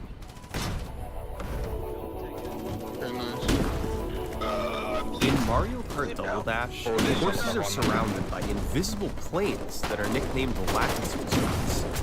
When you fall off a track and collide with one of these spots, that latitude's cue to pick you up and drop you back on the track. But this system isn't perfect. Suppose you fall off and manage to not hit a latitude zone. What happens? Well, in that case, you've officially made it out of bounds, and Lakitu still picks you up, but he sets you back somewhere a bit different. No matter where you go out of bounds, Lakitu sets you just behind the finish line. Since you never hit a Lakitu zone, the game doesn't know where to put you, and sets you down right at the end of the course. Unfortunately, crossing the finish line doesn't count a lap, but at the very least this did provide some intrigue. If players could somehow figure out a way to get a lap to count, moving straight to the finish line would save massive time. Out-of-bounds mechanics were discovered shortly after the game's release, but for many years it wasn't paid much attention. Despite its promising nature, the simple fact was that without getting the lap to count, it wasn't really a useful trick. But still, for the next 15 years, players wondered if maybe there was something that could be done with it. Some way that the lap could count and have a shortcut be discovered. And then 2018 came around. The champion of Mario Kart Double Dash at that point was named Goomba, and in August, he saw this random guy's video on Mario Kart Wii. And in it, he saw that game's community figure out the checkpoint system and use it to break courses and create massive shortcuts. Meanwhile, in 15 years of Double Dash, its checkpoint system had yet to be solved. But was it possible? Could a lap count when most of the driving is skipped? Well, Goomba finally decided enough was enough. He began a deep dive into the inner workings of the game, attempting to figure out exactly what conditions had to be met for a lap to count. And over the course of several months, with the contributions of community members like Lothjohn and Tarsa, Mario Kart Double Dash's code was cracked.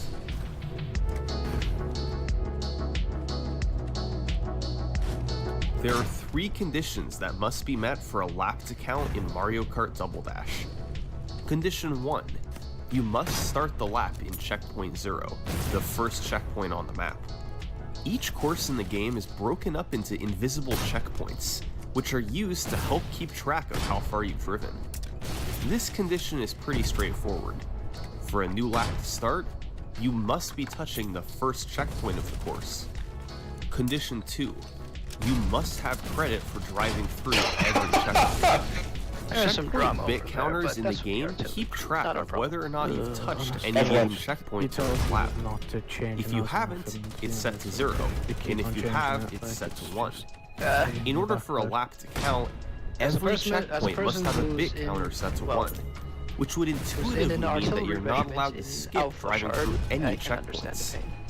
However, on Waluigi the thing as Stadium, well, it's like you skip me and several my when squad performing are the shortcut. aiming at a different target. A Why bunch does the of lap low still ranks count? just come over and Well, that's take because there's a over, have two workaround. guns, and obviously If you because hit a they're all going on Lakitu one zone and target, get it's like, picked up, oh, you need you to as well, automatically so get go for credit it. for every checkpoint between where you got It's picked just up and where you were placed down. Mostly. Yep, it It's is. known No, as a I get it as well. lap We got a job because to I'm and do. it's also the play only way ABS around well. getting to touch every single They're checkpoint. doing our job.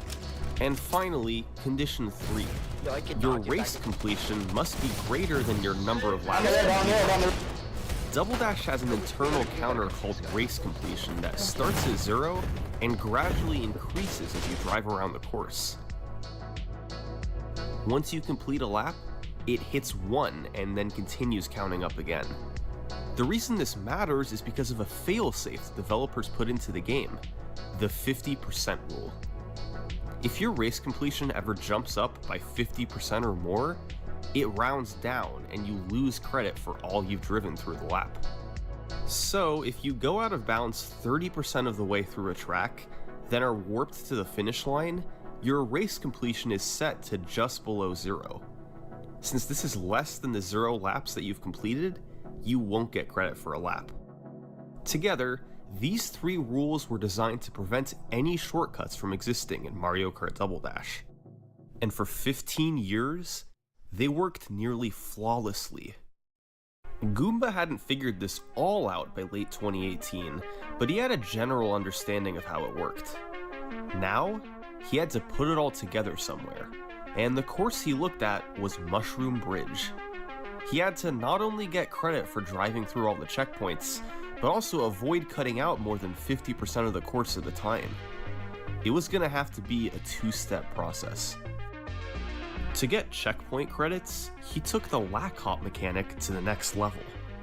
By going on the grass just before the finish line, you can use a mushroom and release brake at the last moment to fly forward and hit a Lakitu zone. This zone is in front of the finish line, but because of where you hopped off, you're put back just before the finish line.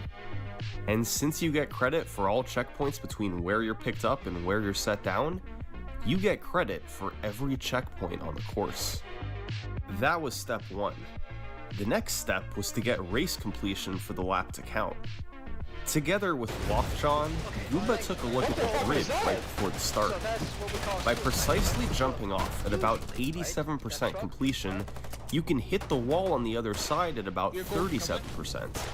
This is a decrease of only 50%, so it's valid as far as the game is concerned.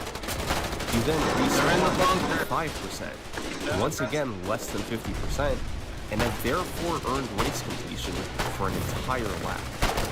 So, it was possible to do a lack hop to get checkpoints, then turn around and quickly do a bridge hop to get race completion.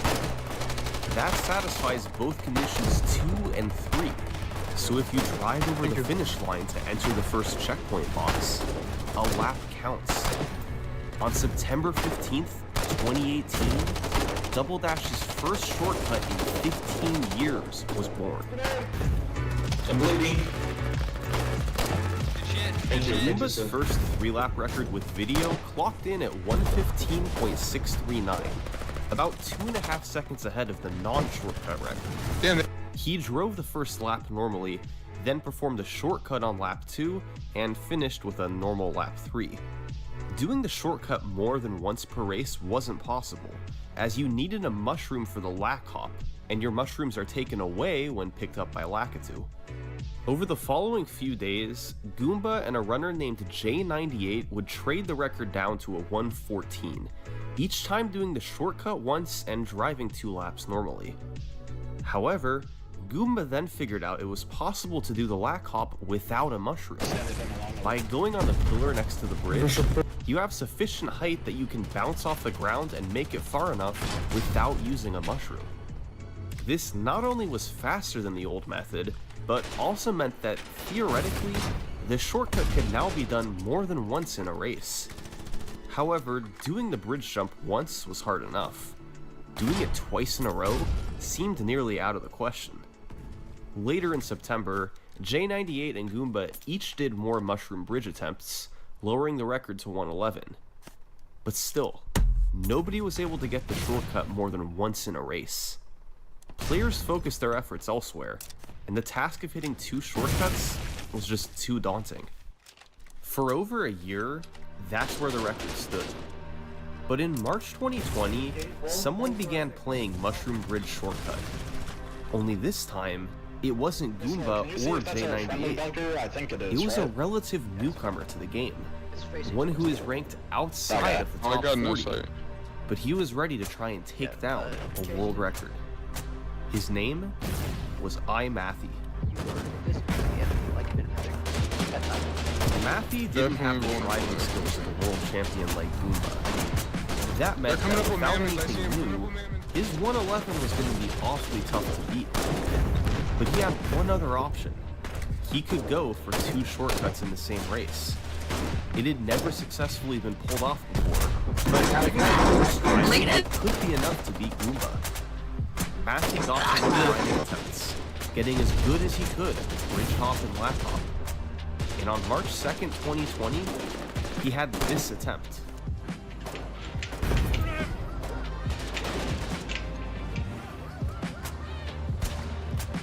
Far away. Soldier, Far please into help. the mountain, that makes sense. Okay, yeah, it worked. Usual weapon, switch your weapon with one. Oh shit. Oh shit. Oh shit. Alright, don't freaking use this.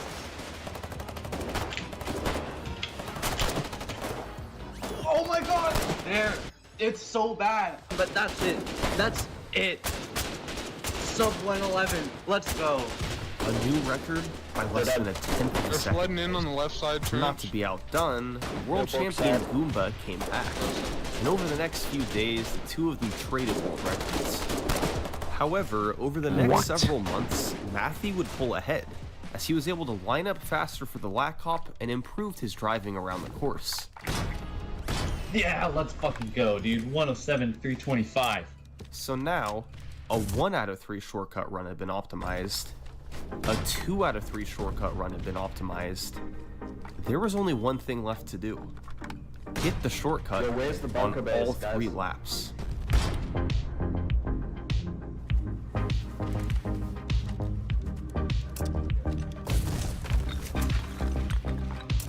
A 3 out of 3 run was originally thought to be slower, since you could quickly line up for a lack hop We need after troops on the driving west a lap side. normally. However, in February 2022, Mathy tested with save states and confirmed that, if performed optimally enough, a 3 out of 3 shortcut run would indeed save time. But actually hitting it was another story. Matthew got quite good at executing the lack hop and bridge hop over the years, but he would need to do 3 of each in a row. That's 6 consecutive difficult tricks. It could take a while to grind this. Just 4 days later, Matthew got himself on this run.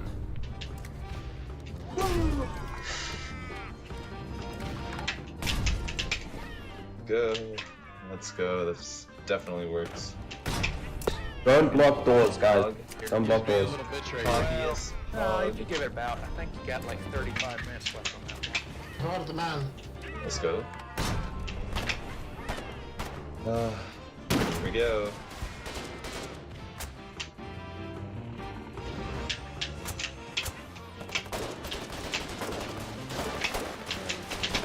Please. Oh, come on! Ah, 104! He was a bit upset because he wanted a 103, not a 104. But history had still been made. This 104.363, the world's first 3 out of 3 run, is still the record today. But let's not get ahead of ourselves. As far as shortcut discoveries are concerned, we're still in 2018. And at this point, the only time trial shortcuts in the game were Waluigi Stadium from 2003 and Mushroom Bridge from 2018. But just a month later, thanks to a better understanding of how checkpoints worked, Double Dash's 3rd time trial shortcut would be discovered. Welcome to Bowser's Castle.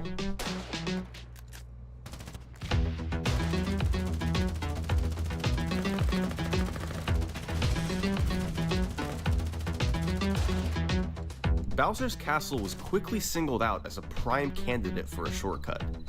The reason why is because of the balcony. About 40% of the way through a lap on Bowser's Castle, you drive on a balcony directly adjacent to the finish line. Drive to 60%, and you're higher up on the same balcony. It seemed natural that with so many regions being so close together, Just you on could top. somehow get credit for being further in the lap than you really were. But for a while, it didn't seem to be possible. However, after Mushroom Bridge's discovery, Lothjon and Goomba looked into Bowser's Castle. And thanks to exploiting a specific game mechanic, they figured out how to use the balcony to their advantage. This is the A-Tech Hop. As mentioned before, A-Tech is when you release the A button between mini-turbos to keep a straighter line. However, there's a side effect of A-Tech. Your kart's nose gets slightly lifted in the air. If you do a mini-turbo with Thank you so A-Tech, much. then perform a sharp turn after releasing A, and then press R and A while your nose is pointed up, your kart hops into the air. It's called an A-Tech hop, and is the only way to hop in Mario Kart Double Dash. So, after driving half a lap normally, you arrive at the balcony. By performing an A-Tech hop in a precise spot off the ledge, your race completion goes from 40% to 60% as you hit the upper balcony checkpoints, to 99% as you hit the finish line checkpoints, and back to 40% as you It never jumps up by more than 50% at a time, so your race progression increases by a full lap, and you get checkpoint credits on respawning. Take me to a medic. Could go on to Run me to a medic, man. Good job. For laps 2 and 3, Get me out of here. you can flop off the ledge, Run me to a then medic, back man. off to get checkpoint credits for the full lap, and complete the race having driven hardly anything. So, Goomba got to work, and managed to hit the shortcut after a few tries on October 10th, 2018. A 2:09 run, ahead of the non-shortcut record by 7 seconds. Over the following few days, he'd cut down on the number of tries needed to hit it, taking the time down to 1:26. But on the 14th, Goomba would hit the first ever 3 out of 3, a run with 3 flops and 3 lack hops, and a final time of 1:06. Yes, dude! It's the back. Medic. It's the medic. The winner tank. A month There's a tank behind us. There's a tank behind us. First to cut out a lap hop by hitting the proper checkpoints on the flop. That lowered the record to just over a minute. But just 5 days later, Goomba would return to not only take the record back, but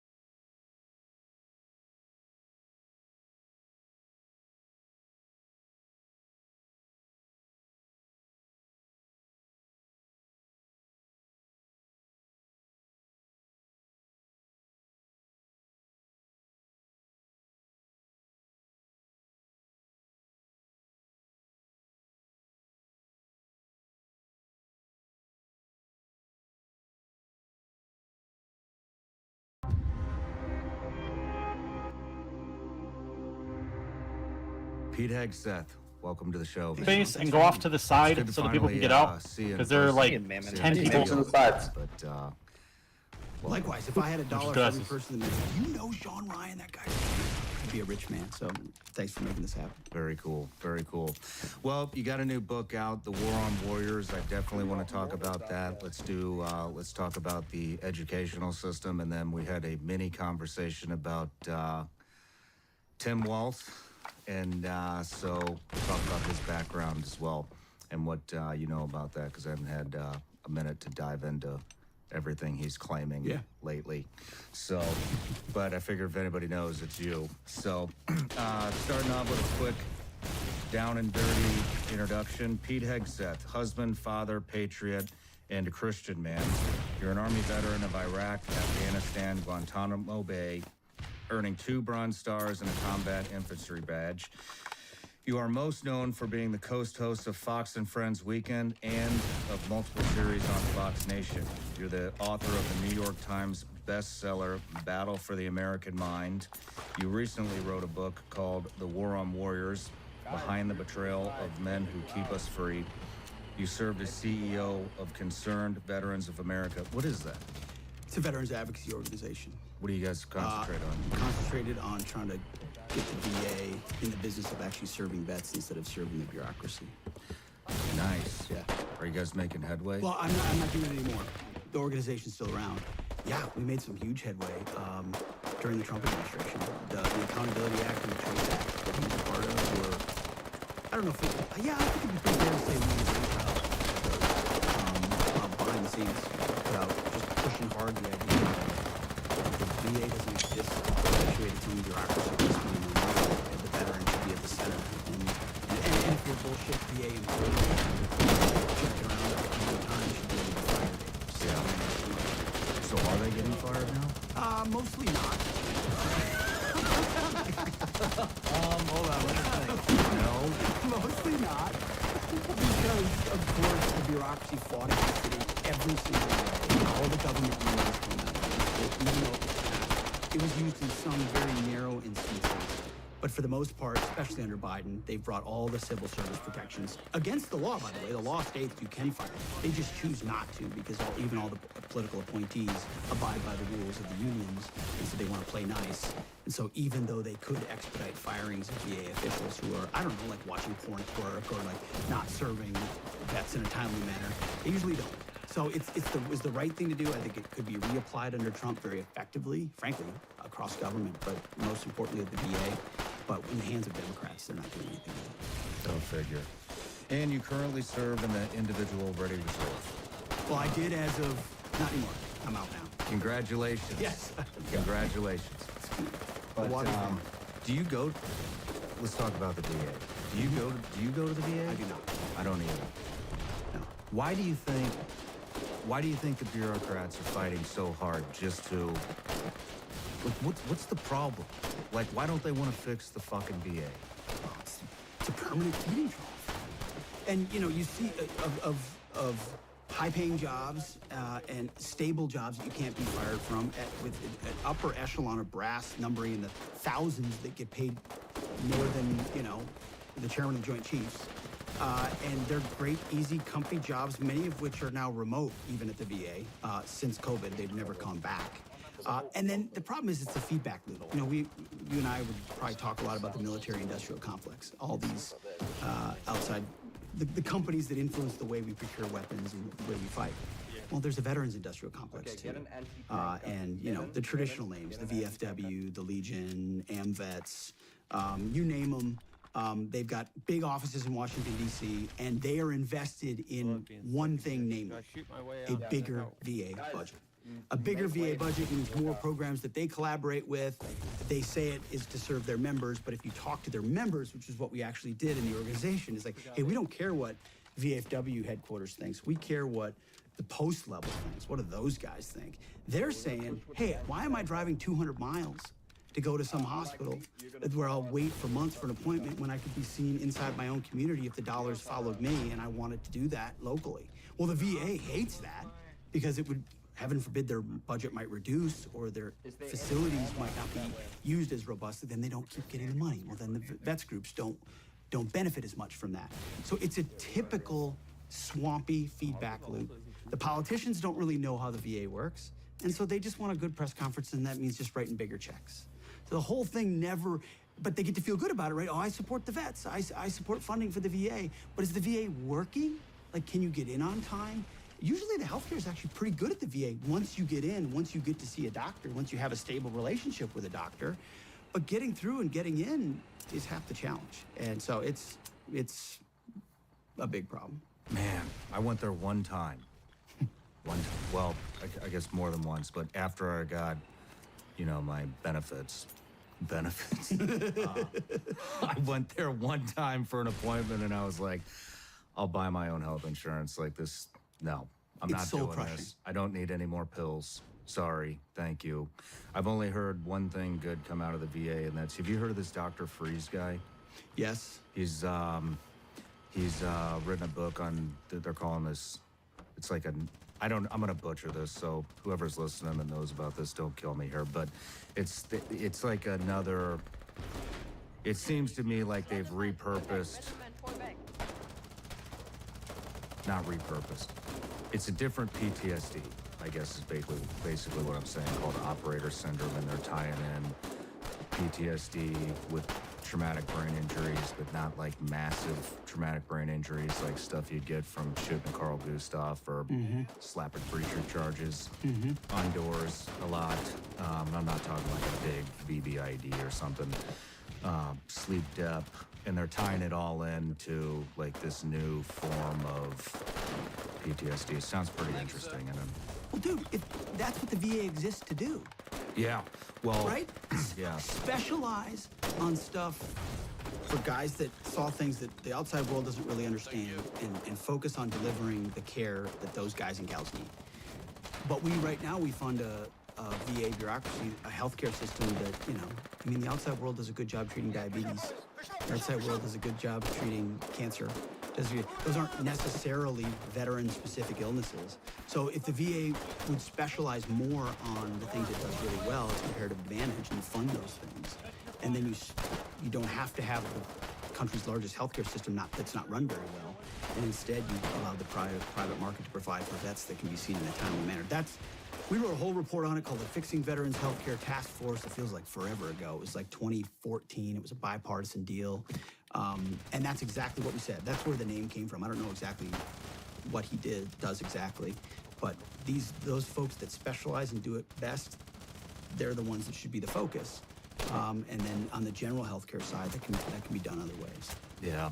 What would you personally like to see happen in the VA or to the VA? Well, first of all, I would, that's a great question. And we wrote a whole report on it. And I guess in a perfect world, I would have, like I just said, I would have it focus on its core mission. And then I would, the critics would say, oh, you want to privatize the VA. That's not the idea. The idea is to effectively let the dollars follow the veteran. So, and the Mission Act did that Trump passed, which the VA is trying to squelch. What is the problem with privatizing the VA? I mean, as far as I know, and I've interviewed a lot of vets that have done a lot of kind of wazoo, off-the-wall treatments that actually work, but all these treatments that are making major headway, like psychedelics. None of this is being developed from within the VA. It's all privates. A lot of it's out of the country. We can't even do the shit that helps us in the country. I'm one of them. I did psychedelics.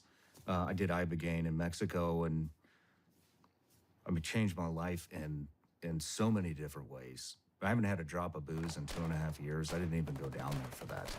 And way more in the moment with my family. Anyways, whatever. None of these non-traditional treatments or things that are working for traumatic brain injury, PTSD, anxiety, all these things that are, that guys are dealing with coming out, none of it's being cured by the VA. None of it. Big surprise. The government is not here to help. And so why would anybody, other than I get the VA employees and the bureaucrats within it, but why would anybody be against privatizing veteran health care? It's just better health. Let me tell you this. That's exactly right. Nothing you said is wrong. I was in 2016, I was under consideration by Trump to be his VA secretary. Nice. I was interviewed multiple times. In fact, I was down to the final 2. And, go up to Trump Tower, up the elevator, sit with him, talk about it.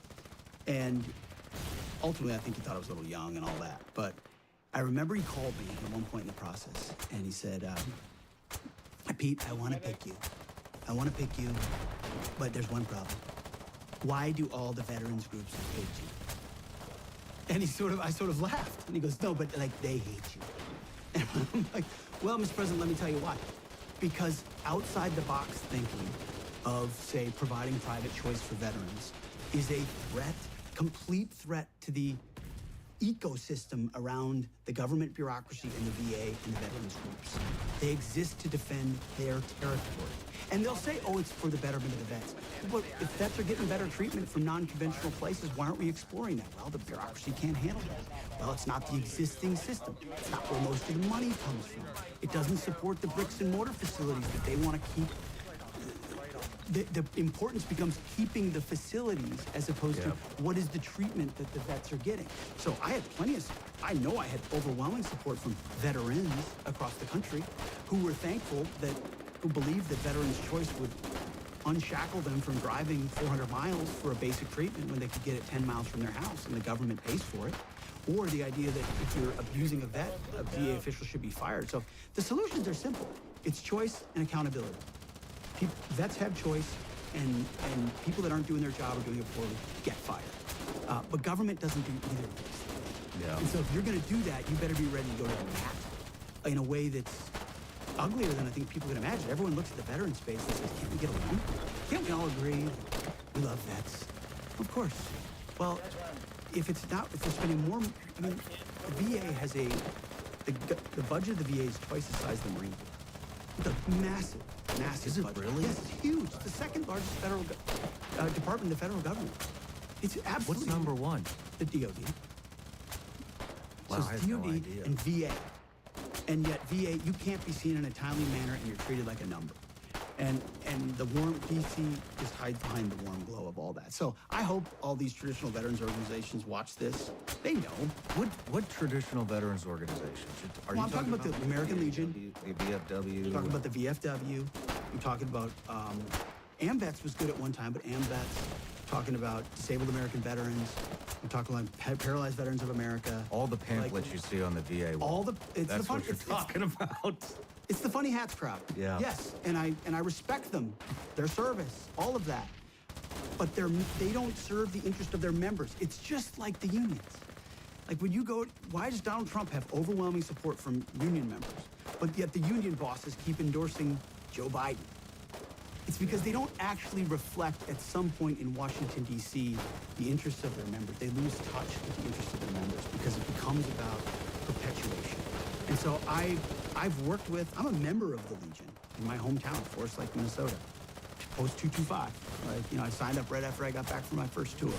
But I don't have any affinity for it other than that. And it's not, I know that in Washington, D.C., they're not actually trying to fight for reform or real overhaul at the VA. They have a seat at the table and they like that seat. Man, I didn't even realize those nonprofits were even relevant anymore. I thought they kind of died with the Vietnam generation. I mean, I joined too. I went in there and then I was like, I'm just drinking with a bunch of combat veterans. Bunch of kids Vietnam vets, who are wanting the free chicken wings and beer. And then I never went back. Dude, but you're exactly right. They don't have any power except in Washington. In Washington, they still have a lot of power. You know why? Because they'll put out press releases. And press releases are like gold, little snowflakes in Washington. And they'll also have PACs, and they also give money.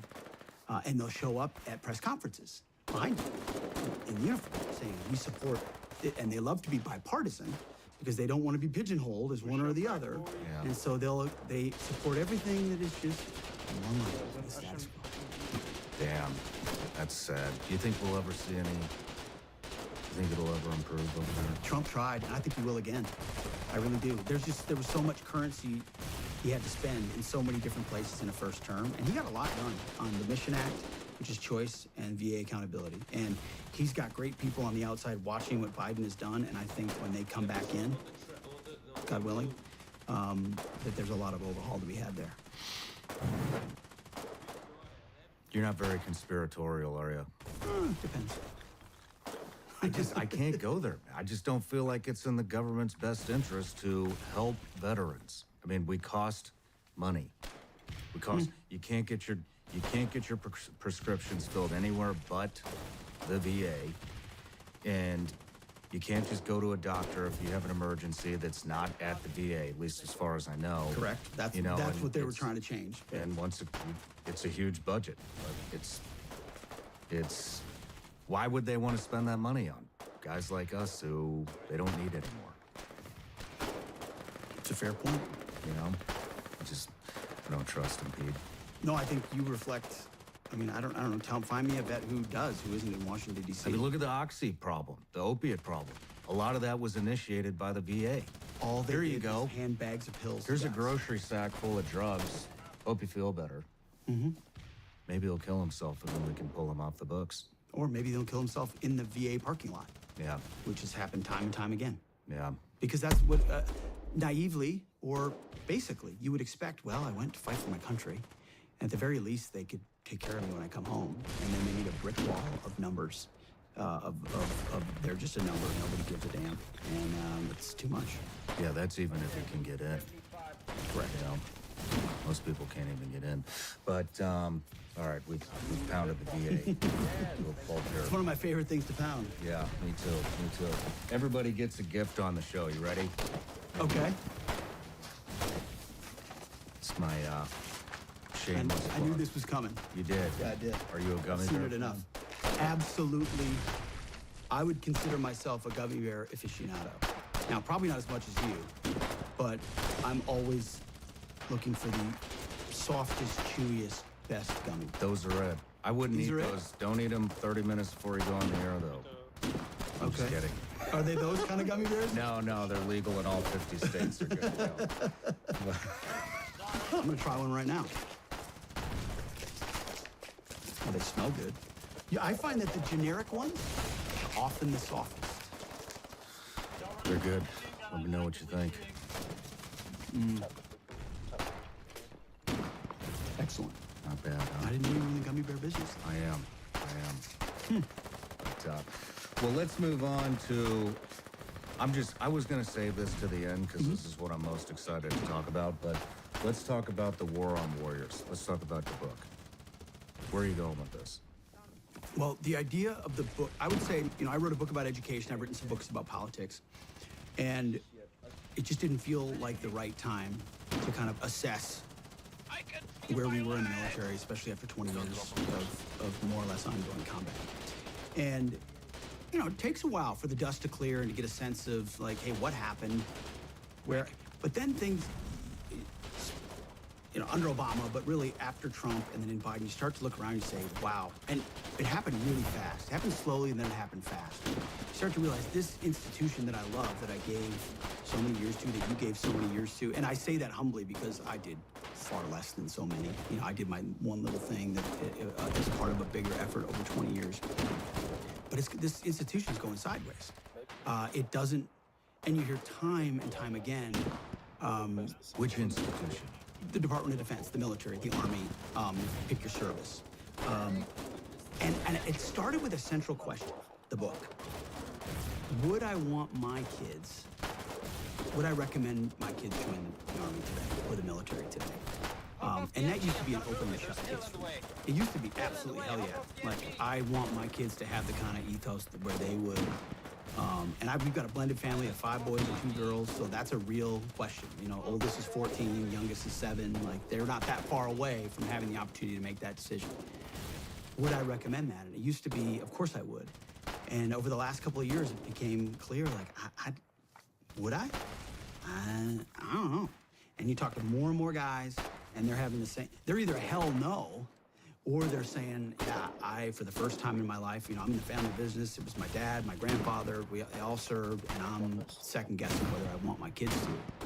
And so the book kind of helped me figure that out. And the last chapter of the book is a letter to my boys about whether I would want them to serve. And I can lay that out, but I didn't write that chapter until the end. So I wrote the whole book, and then I was like, okay, I want to look at the depth of what's happening to our warriors, because it's not, the book isn't just how the military went rogue.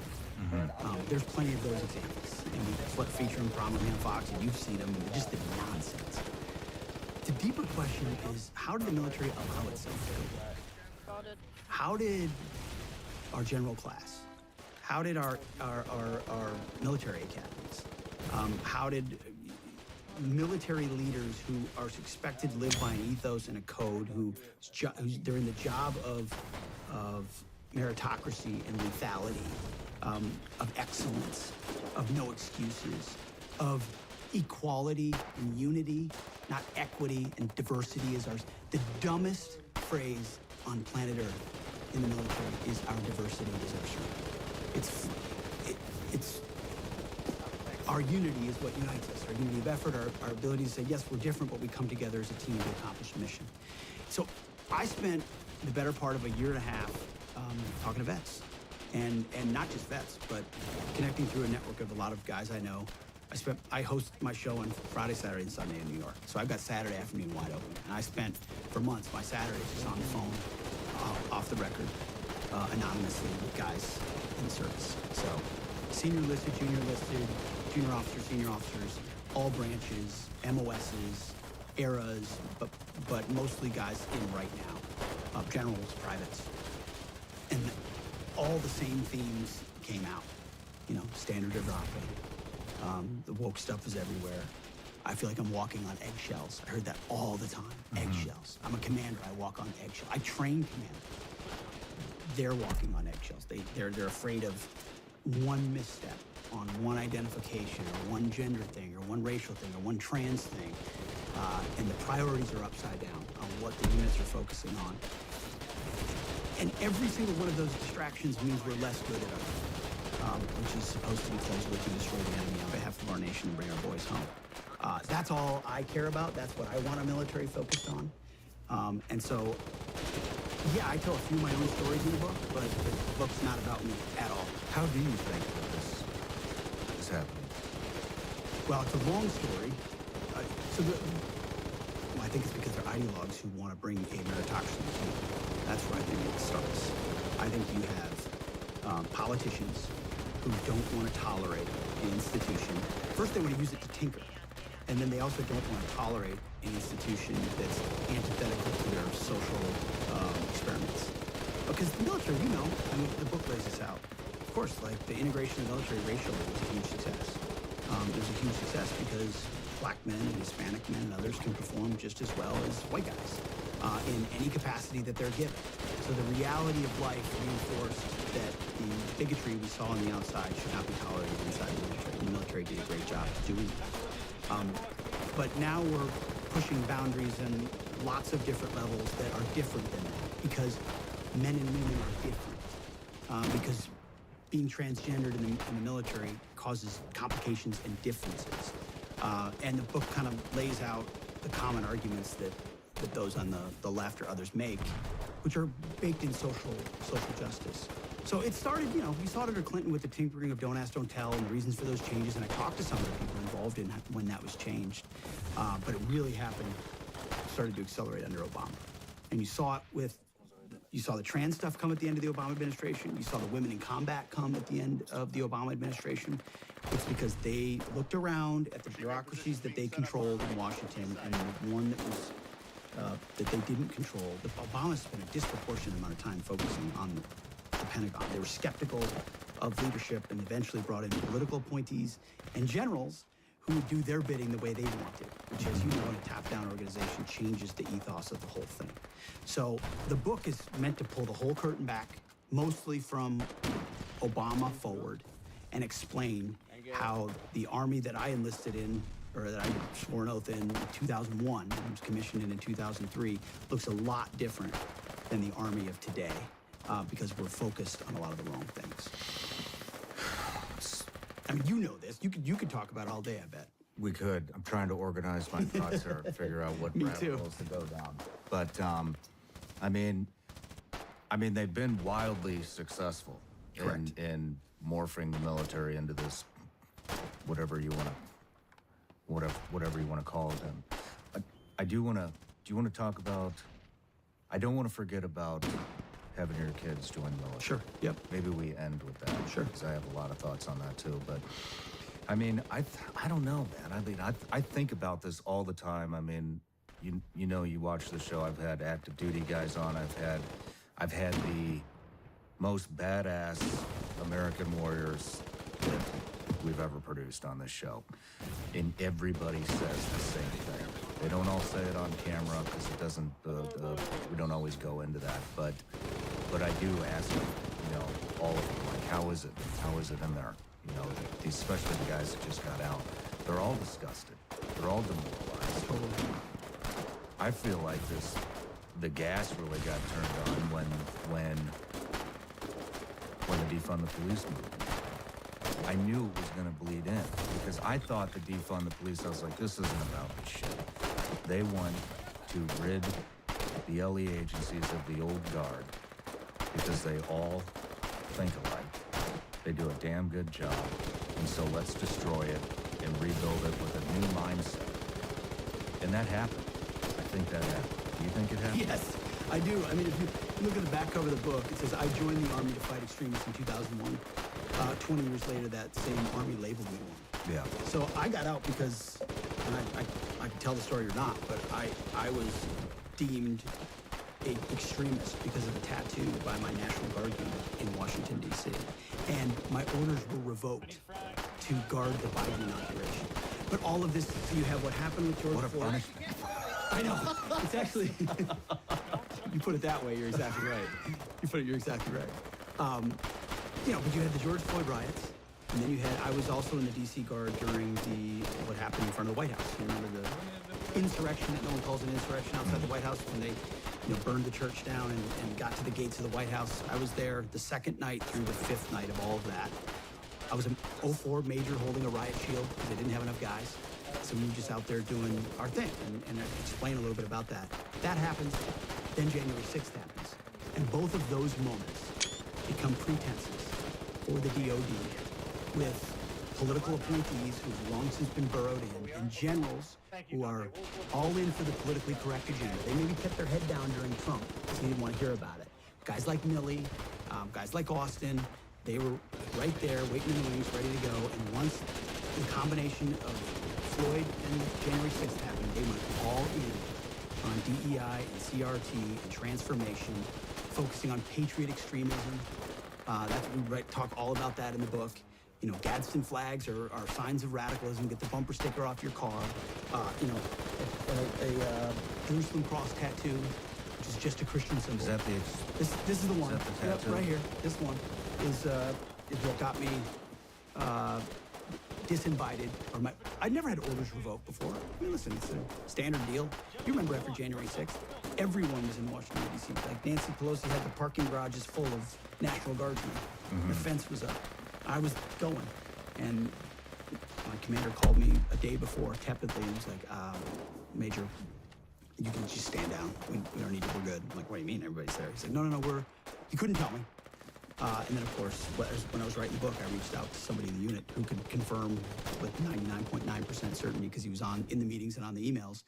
Nope, someone inside the D.C. Guard trolled your social media, found a tattoo, used it as an excuse to call you a white nationalist, an extremist, and you were specifically by name orders revoked to guard the inauguration because you were considered a potential threat.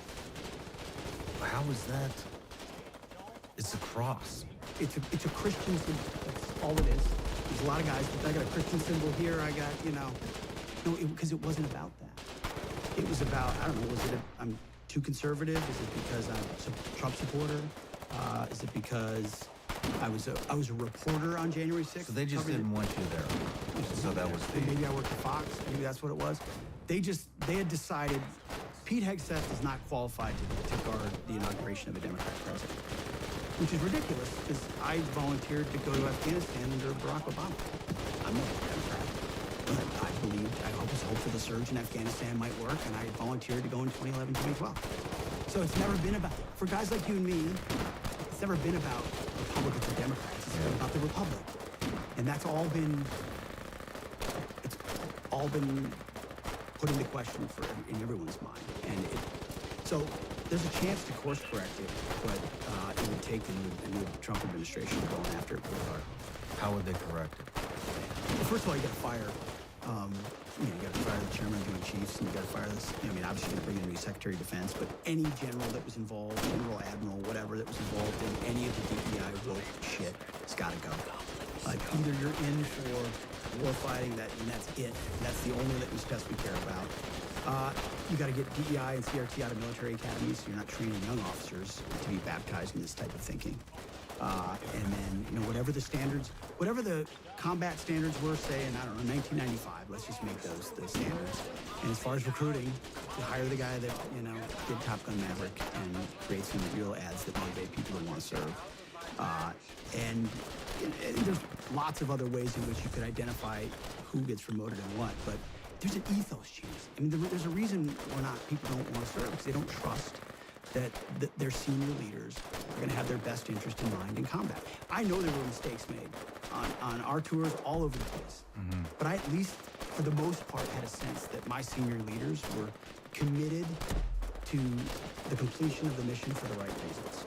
And maybe there were strategic differences and all that other stuff, and it wasn't always perfect, but that trust is broken.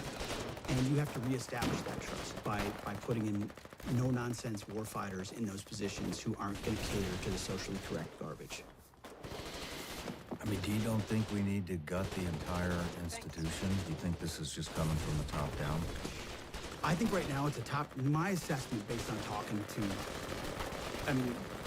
is that it's a top-down, bottom-up problem. Is that you've got top-down political generals who've gained rank by playing by all the wrong rules that cater to the ideologues in Washington, D.C. And so they'll do any social justice, gender, climate, extremism crap because it gets them checked to the next level and gets them closer to the political appointees who don't know anything about the military, really, other than they want a new first here and a new first there, and can we get the first trans this or whatever, just nonsense. And then now you have a junior corps, which, listen, their incentive structure, whether it was in university or at service academies or just coming through college, is belief in these things. That diversity is our strength. That equity, that the standards could be racially biased. That showing up on time is a social construct. So if you spend enough time with those two things meeting, you could have a wholesale takeover of the Defense Department. I do think there's still a core of mostly silent. You know, they also pushed out a lot of vaccine folks because of the vaccine, obviously. That's another one. I think that was a purge. Engineered as well. That's a purge of people. That's a purge of people of conscience. If you have enough of a conscience, whether it's faith, belief, or whatever, purge, out. Patriot extremism, purge, out. So there was a big push of a lot of those people in the middle out. I still think, and I know enough guys and talked to enough who said, hey, I want to be in for the right reasons. I know what's wrong. It's jacked up. If I say something, I'm canned. But in a new environment, I think there's still a core there that's not. And here's the challenge: in Battle for the American Mind, my other book was about the state of education in America, which is total. I mean, government schools are, you know this as well as anybody, horror shows. But if you want to get out of them, you can. You can move. You can homeschool. You can. You got options for the most part. School.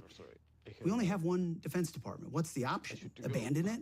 And so if every patriot abandons it, what does it look like, and how is it utilized in the future in ways that are far more nefarious than foreign wars, where we get entangled and we end up trying to nation build for 20 years? I feel like that's how we fix it. You abandon it. Really? Yup. Thank you. I know you probably think I'm crazy. I would. We have a Second Amendment. We have more gun owners than anything else in this country. Yeah, I know we need planes and tech and satellites and Space Force and all the Navy and all this shit, but when's the last time we actually went to war to fight for our freedom? We won't even defend our southern border. Should we have been in Iraq? I was a huge proponent of it at the time, but in retrospect, absolutely not. So was I. I don't think we should have been there. Yeah. I think that was all for Cheney and KBR, Halliburton.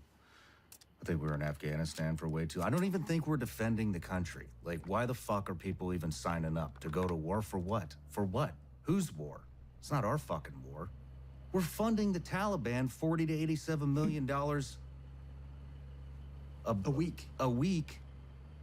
A week. They run the government over there. They're making passports for these guys, legitimate passports for these guys. They fly them all over South America and Central America. They funnel up through the southern border. You know, it's not a fucking conspiracy. It's real. And so what are we going to use our military for? Ukraine?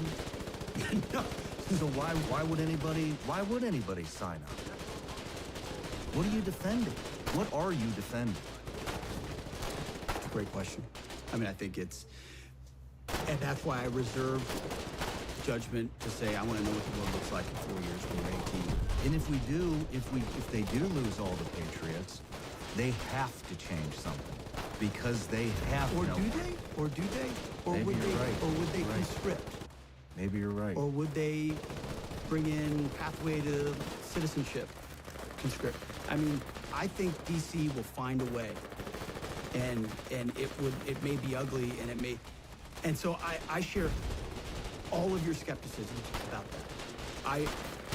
I've been a recovering neocon for 6 years now. Like the foolishness with which we ricocheted around the world, intervening, think it was in our best interest, when really we just overturned the table and created something worse in almost every single scenario, has led to almost, I mean, the hubris of the Pentagon is that they want to now tell other countries how to do counterinsurgency based on what we did in Iraq and Afghanistan. Are you kidding me? So you really have learned nothing. Okay, nothing. So yeah, you're right. The trust there that our political leaders or our generals would have our best interests in mind is totally broken. It's totally broken. I acknowledge that completely. And the last thing I want is my son deploying to the Donbass to defend eastern Ukraine. I'm with you too. At the same time, I'm fearful of what happens when the institution gets again. Completely. And maybe it feels like the public school argument, like, hey, if we take all the Christians and people of faith out of public schools, then they're really going to go, yeah, but you got to save your kid, right? And I'm going to save my kid, and that's the view. It's just there isn't an alternative right now to the United States military. Mm-hmm. There just isn't, and I don't want to lose patriotic influence over that. So my prayer, because if Donald Trump doesn't win and Kamala Harris is the commander-in-chief, what's happening inside our military is going to go on another level of warp speed. Mm-hmm. And you're going to see even more guys retiring, guys and gals retiring, and even more of the DEI woke focus, and it's going to continue to spiral. If Trump does win and goes at it, I think it might be our last sort of chance to save this institution, turn it back to what it was, because it is a top-down organization. You put a SecDef in there who's focused on all the right things, get rid of all the things that are described in the book, and focus on warfighting, lethality, and training, and standards, real standards, not equity, but equality. Mm-hmm. You can do it. There's still the core there. But I share all your, I mean, what has Washington shown us in the last 20 years that we should trust them with how they'll use our young men? It's fair. I mean, Trump tried to use them on the border and they shut him down. Our power grid's fucked. Our border's fucked. Our education system's fucked. Everything's fucked. That's the way it feels. Everything is fucked. And we're shipping all of our money. Hello and welcome back to another video. Today I've got something pretty exciting and pretty breaking news. So, during the WCI 2024 stream on the Sunday, so the final day, they had some of the developers on, and the developers were talking basically about their roadmap for 2025. Obviously, we didn't get particularly any concrete detail, but we got some really, really cool insights and cool teasers that I'm going to give to you and go over today. So, we're going to start off with Holiday Ops 2024-2025. So this is the Holiday Ops that's happening this December. There's going to be no recycling of previous year's content, so we're going to have a brand new celebrity who they say is top notch. And we're expecting some surprises. As to what they're going to be, we're going to have to wait and see. But let's have a look at what's coming next. So, we have updates for 2025. So, there are a number of major updates on the schedule, on the roadmap for 2025. Namely, we're going to have a focus on the balancing, so the statistical balancing of Tier 6, Tier 7, and Tier 8. What does that mean? Well, it's likely we're going to see a number of tank rebalances, so tanks that are overpowered being nerfed, tanks that are underpowered getting a buff. That's likely what that's going to mean. But it looks like this kind of rebalancing is going to come hand in hand with a new matchmaker. So, this matchmaker is going to have a quality of life focus. What does that mean? Well, that likely means it's basically going to make it a little bit more comfortable to play. So we're probably, and we're going to have a look at this in a second, looking at the removal of some of the more annoying nuances of the matchmaker. Similarly, we're getting some new events. So 2024 brought us the Halloween event, the new updated Halloween event with the Last Stand mode. It looks like they really liked that, and the community feedback was really overwhelmingly positive for that. So it looks like we're going to get some more similar events along the same line, which will be really cool. There's going to be a huge number of new tanks with new mechanics, apparently. As to what that means, we're not 100% sure yet, but we'll have a little bit of a theorize about that in a second. There's going to be new maps, thank God, because 2024 is the first calendar year in World of Tanks history that we've not had a single new map. The last new map we got was Oyster Bay in February 2023. So as of February 2025, it'll have been 2 years since a new map. Not good. So hopefully we're going to get a new map pretty soon into 2025. And then we're going to be getting continued Onslaught updates and development, with it becoming their main focus for competitive. So obviously this WCI 2024 Chinese event, that was taking place in the Onslaught mode. It looks like they are really enjoying the way that Onslaught's going, and they have a lot of plans for the future, which we'll get into in a second. Let's have a look at the next section, new maps. So, Airship Yard was directly mentioned, so Airship Yard was name dropped. I have a video on Airship Yard. I'll pop a little card up in the top right corner now, so for you to go check that video out at the end. Airship Yard was name dropped, so it looks like that is going to be our next new map. Pretty much confirmed. Obviously, stuff can change later on. But I'd imagine Airship Yard would be our next new map hopefully early 2025. And they also kind of gave us a little bit of an insight into the way they want to go with new maps. So they want new maps to be open, but without the common problems of open maps. So what are those open problems? Well, common problems of open maps are lines of fire, so not being able to be safe because there's so many lines of fire into you. Open crossings, so crossing to a position being open and, you know, there being one position that spots you and farms you. No progression, because if it's an open map, it's really hard to put progression in because you have to cross over the open. So maybe they're going to be doing open maps, but with progression. I'd like to see that. Similar to some of the Overlord and the Highway update map changes we saw late 2024. Maybe something along the vein of that, but we'll have to see. Maybe we're going to see the return of some previously tested maps. So, for example, going back to 2022, we had that recon mode with 6 new maps. We've seen 2 of them, or we're going to likely see 2 of them. We've seen Oyster Bay already. Airship Yard is likely going to be our newest map in 2025. But then the other 3 that were kind of really well received by the community was Far East, Canyon, and Aquila. These were 3 maps which were really well received, but we actually haven't seen anything of since. So maybe we'll see a return of that. Now let's have a look at the new tanks. So they have confirmed we have new mechanics on the way. But what does this mean? Does this mean new mechanics to the game? So a brand new mechanic, for example, like the double-barreled British heavy tanks mechanic, which is coming in January 2025? Or are we just talking about new to a nation or a tank type? Because if we're talking about new to a nation or a tank type, there are a number of tanks currently being tested on Super Test, which brings a new mechanic to that nation or tank type. For example, there is the Object Kust, which is a Soviet Tier 8 tank destroyer, which has the SDRVs, hydropneumatic suspension for a tank destroyer. There is the German Kanonen Jagdpanther 2, which is bringing also the siege mode, so the SGRV's mechanic, to the German TDs. There's also a number of other tanks which are bringing or a new tank type. One in French thing like bring in. I'll pop and check Vesta, which, as I said, rise a little bit. So this is not setting gospel. This is me implying what they mean by quality of life focus on new matchmaking changes. So potentially a removal of +2, -2 matchmaking, and a replacement of that with only +1, -1 matchmaking. So that would be beneficial, especially for Tier 6, Tier 7, and Tier 8 tanks. So for a Tier 7 tank only to be able to face Tier 8s and Tier 6s, a Tier 8, Tier 9, and Tier 7, Tier 9, Tier 8, and Tier 10, and Tier 10 only been able to face Tier 9s. So that would be potentially beneficial. Maybe not. We'll have to see.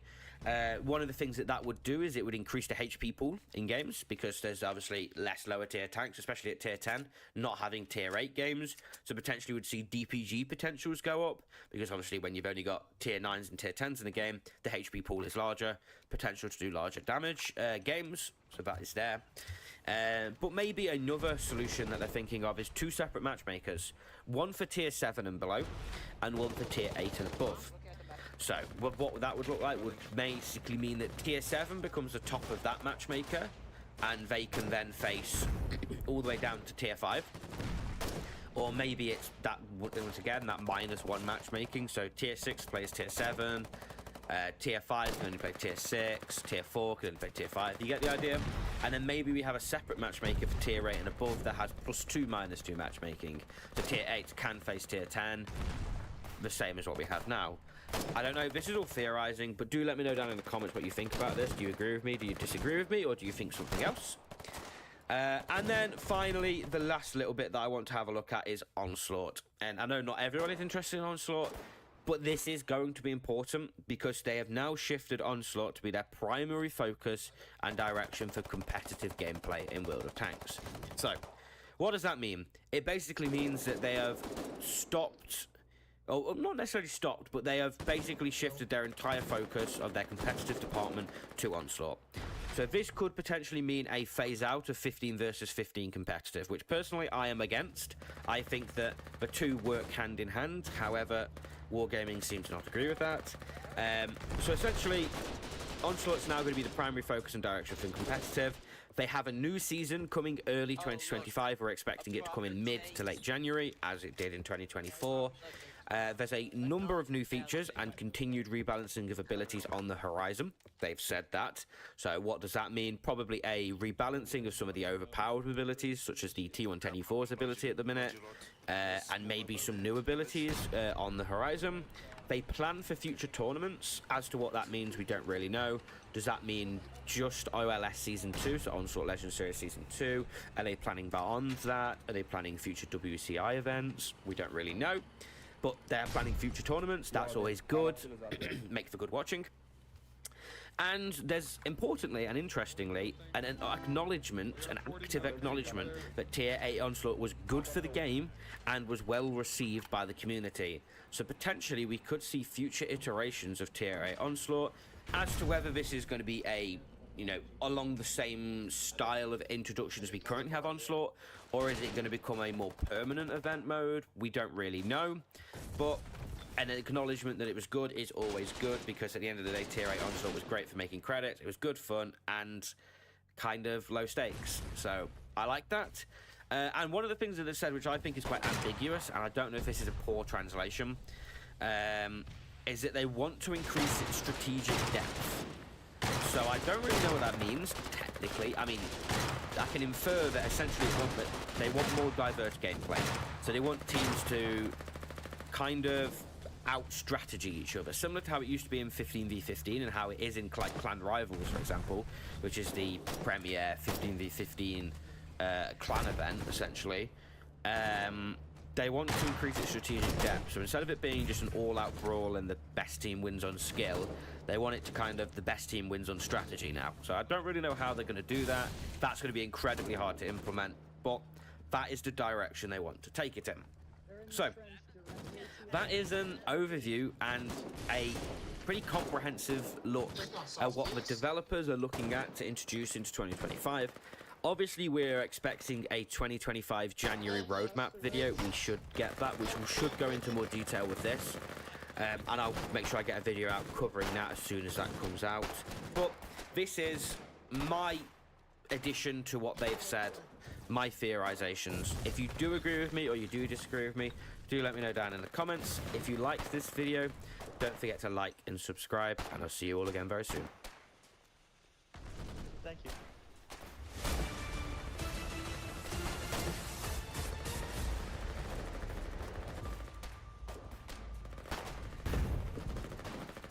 Howdy folks, hope you're all having a good one. and welcome back to World of Warships with Rear Admiral Jingles. What you're about to see today is thoroughly disgusting and shouldn't be copied by anyone. Yeah, this is a triple Issei division. Triple hybrid battleship. Also, what's going on with all the bounty targets? There are 6 on Battleship 61's team here. As pointed out there in battle chat right at the beginning by Captain Poncho 1897, the captain of the friendly Prince Heinrich. Ain't nobody going to be shooting at him when he gets spotted, as long as those bounty targets get spotted first. But yes, enough dancing around the main issue. A triple Issei division. The Issei, of course, a hybrid battleship that was actually designed as a Fuso, but the Fusos were kind of obsolete at the beginning of the Second World War. And after the crippling carrier losses that the Imperial Japanese Navy suffered at the Battle of Midway, Issei was rebuilt by having her rear turrets removed and a flight deck slapped on instead. So, yep, this ship did actually exist. And there are 3 of them in this battle, all in one division. I do have to say that while I make no excuses for the monumental level of assholery on display here from Battleship 61 and his 2 partners in crime, at least they do have a good place to nominate themselves as bounty targets. Give the enemy team something worthwhile to shoot at. As if shooting at a division of 3 hybrid battleships wasn't reason enough. And just in case it does for some reason need pointing out, the reason that this is a asshole move of colossal proportions is that if it wasn't for these 3 guys, everybody in this battle would be enjoying a match without aircraft carriers. Instead, the enemy team have to put up with the triple carrier division.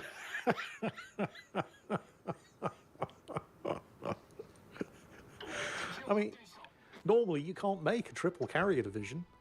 I mean, World of Warships doesn't really apologise for aircraft carriers, but they do at least understand that having massed carriers in a team isn't fun for anybody, so they'll limit the number of carriers that can be in a division. But there's no limit on the number of hybrids that can be in a division. Oh, no. I mean, I realise I really shouldn't be applauding or encouraging this kind of thing, but, I mean, there's assholes and then there's assholes, right? I mean, the average level of assholery that you see in just about every battle, whether it's World of Warships or any kind of online gaming, it's mostly just it's just an annoyance. You know, there's nothing remarkable about it. But this, this displays a level of dedication to the art of assholery that most of us rarely get to see. The enemy Belfast is going to see it, though. Get a load of this.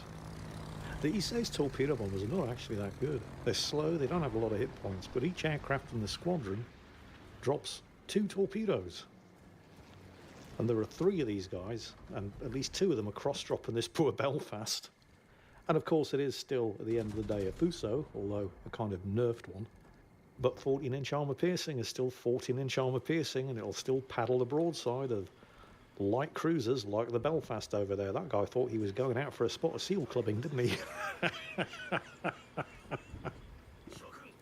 I mean, it's like I say, if you're going to be an asshole, make no apologies for it and do it properly. You know, don't mince around with your assholery. If you're going to commit, commit. There he is in chat. No seal clubbing for you.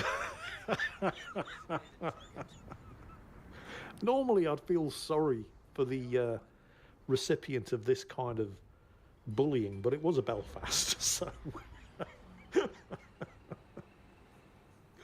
I mean, if you're a Belfast player, it is a stupidly overpowered ship, so, well, you know, what goes around comes around.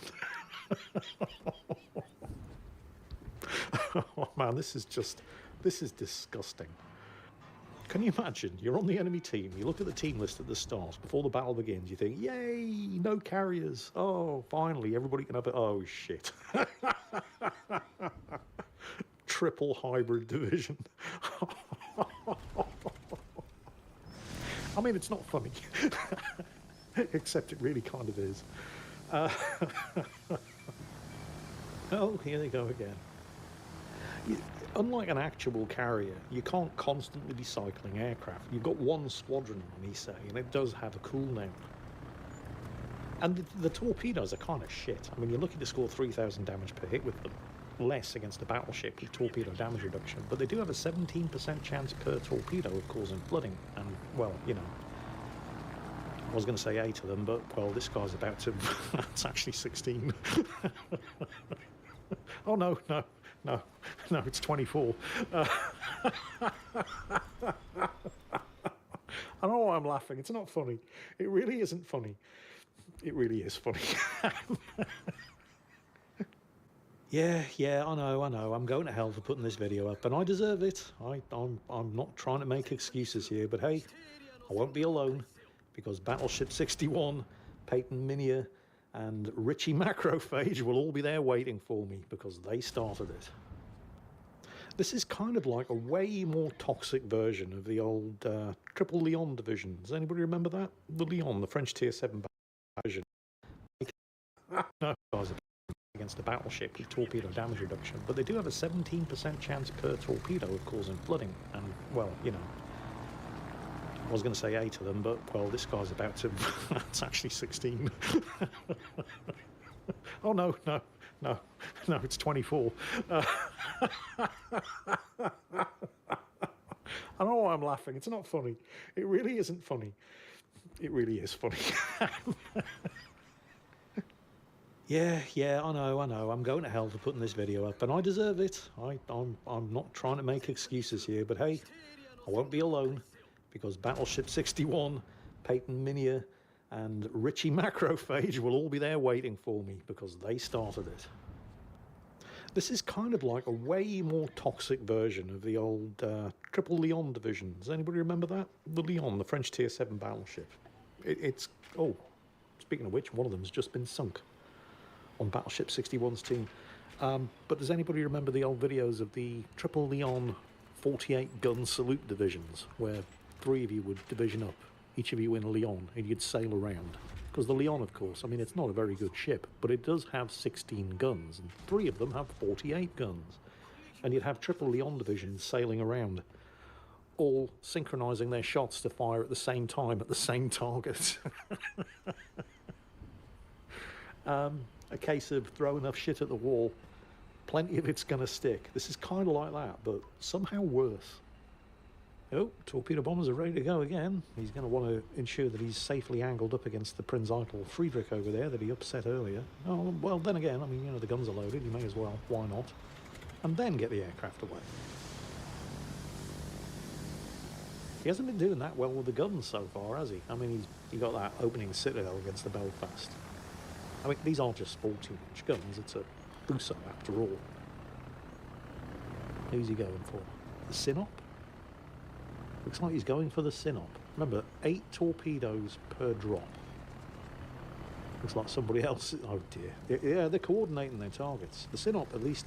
Well, the first member of the enemy team thus far who has the sense to try and nose in against these torpedo drops, rather than just ploughing on full steam ahead and eating all 8. Alright, the Colorado could be a problem. Again, not a particularly good ship, but it is armed with 16-inch guns. Slowly reversing off the island and angling against... because this could hurt. Remember, the Issei is basically a Fuso, so it's not the best armoured. This could... Yep, that could have been worse. It wasn't good. Oh, now here... Yeah, well, actually, that was kind of bad. However... The Colorado, while it does have impressive guns, it does not have impressive armour. I mean, he's only got the 2 turrets to fire at it. Yeah. I mean, you know, could be better, could be worse. Here comes the Prinz Eitel Friedrich. Right, he's got a choice of targets here now. He's getting some high explosive fire support going in towards the Colorado. Hopefully it'll set a fire, give him something to use his damage control on. Unfortunately, the Prinz Eitel Friedrich has recovered some health, and... Battleship 61 is getting shot at from across the map, so he's broadside onto somebody. He's going to need to head forward. Going to try to finish off the Prinz Eitel Friedrich while he waits the 12 seconds that it's going to take for the torpedo bombers to come off cooldown. That guy really does need to die so he can use the torpedo bombers against the Colorado. Some armor piercing going in there from across the map again towards the Colorado. I don't think he can really afford to... Oh, he's going to go for it. He's not going to sit around waiting for his guns to reload. He's going to go for it with the torpedo bombers. Remember, he can only strike one of these targets. Oh, and one of the Isseis has just gone down. Honestly, I'm not going to shed any tears. They know what they did. So who's he going for? Well, the Colorado is slower and the easier target to hit, but he is burning, and in order to get the Colorado, he's going to have to fly through the Prinz Eitel Friedrichs AA, and they'd already shot down one of his torpedo bombers. These things don't have a huge amount of health. So he's hoping that the Flood is going to finish off the Prinz Eitel Friedrich and shots out at the Colorado, who is burning, but he's also using his heal. Colorado down, and it kind of looks like the Prinz Eitel Friedrich has used his damage control, because that Flood didn't stick. I mean, it makes sense. He was on extremely low health, but oh. Yeah. There's still another surviving Issei in this division. You know, this could easily have qualified as an episode of A Game of Thrones, because at one time, Battleship 61's team were 400 points, 1 kill, and 3 cap circles behind. But I feel like labelling this as an episode of A Game of Thrones would have been doing a disservice to the dedication to the art of being an asshole that's on display here from these 3 guys. I feel that this level of commitment deserves recognition all of its own. Also, what's going on with his guns?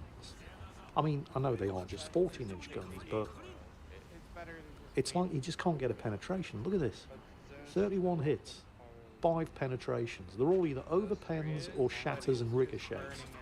And he has mostly been shooting at battleships here. I mean, aside from the opening salvo against the Belfast, where he scored his one and only Citadel. But pretty much every other shot that he's fired has been against, well, you know, battleships. The West Virginia up there, the Sinop, the Prinz Eitel Friedrich, the Colorado. And yet we're seeing shots pretty much from the same turrets that are either over-penetrating or ricochet. It's like there's no consistency whatsoever.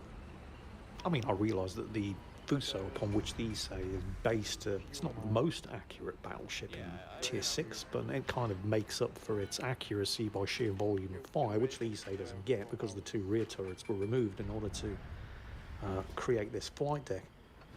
But I mean, you'd expect shots from the same turrets at least to be achieving consistent results, but that just doesn't appear to be happening.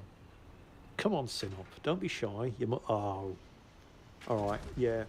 He was hoping that the Sinop was going to come around the corner broadside on, but he was smart enough to not fall for that old gag, so he raised his sights, trying to take the Sinop's turret out. Didn't quite work. The Sinop isn't committing to a ram. He might be able to get away with it. You see, this is... Oof, took a big hit there. See, he's normally, this kind of manoeuvre, your rear turrets would be able to finish him off. But he doesn't have any rear turrets, so he has to take this nice and slow in order to not outrun the turning of his turrets, and he manages to get it right before his partner in crime in the other Issei finishes him off with his torpedoes. Now he's free to launch his own torpedo bombers, which is going to be real bad news for the West Virginia. But hang on, Jingles, that's West Virginia 1944. It's the salvaged and upgraded version of the West Virginia with enhanced AA defences and the defensive anti-aircraft fire cooldown. And the Issei's torpedo bombers are very, very slow and are very, very low health. Oh, you sweet summer child. You really think that's going to make any difference? Count the torpedo hits. 8 dropped, 6 hits. It's very, very difficult to actually score all 8 on one target with the Issei's torpedo bombers because they do have a very, very wide spread. 6 is about the maximum that you can possibly hope to hit against a target with enhanced AA defences and the defensive fire cooldown.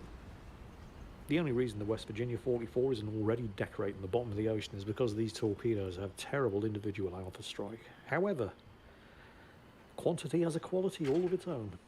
And if you can land a good few of them on the target, and he just did, you're almost always going to cause a flood, because 17% chance of causing a flood for each torpedo hit. Surprisingly, he didn't. I mean, he got 6 torpedo hits on the West Virginia there. No floods.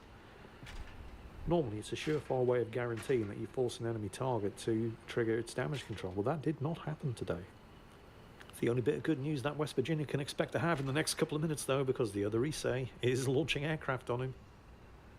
Battleship 61 sneaking around, trying to catch him from the rear, although the West Virginia has launched its spotter plane, and it has seen Battleship 61, which could be bad news if its guns are pointing this way.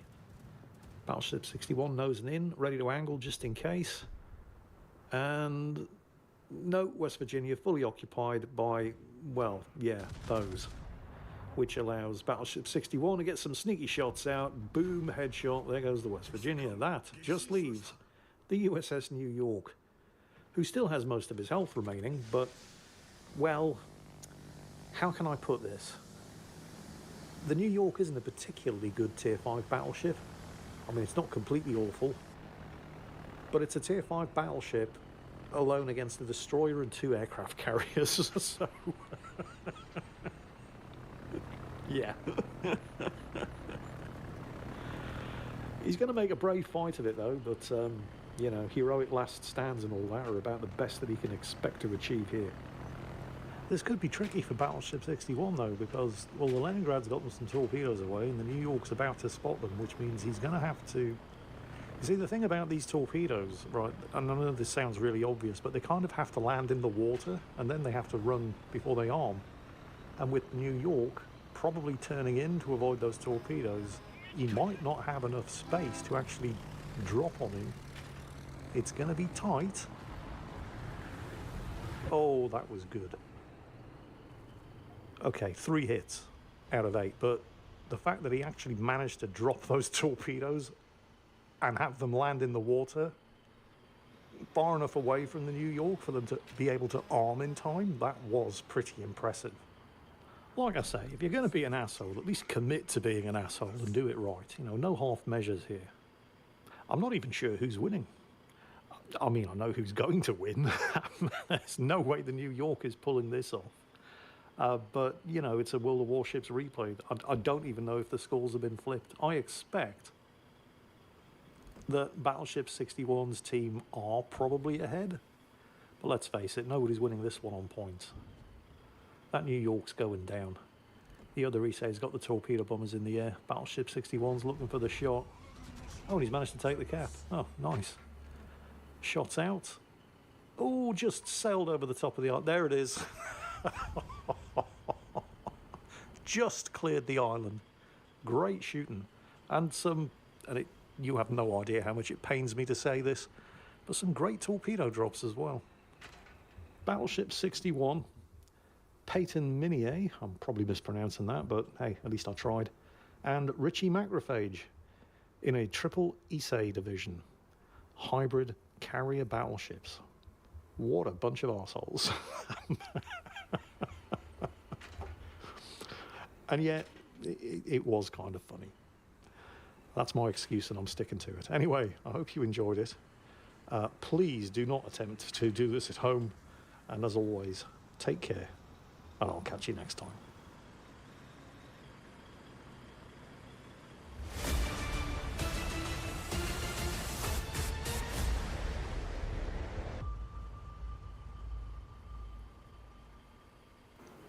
Howdy folks, hope you're all having a good one, and welcome back to World of Warships with Rear Admiral Jingles. The title of today's video, Club Med. Today's video is all about that SEAL clubbing. What are you talking about, Jingles? This is a Tier 10 battle.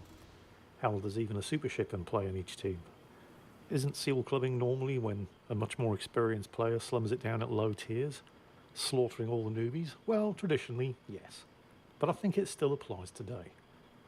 Today we're going to see the SEAL clubbing by a couple of Tier 9s and a whole bunch of Tier 10s.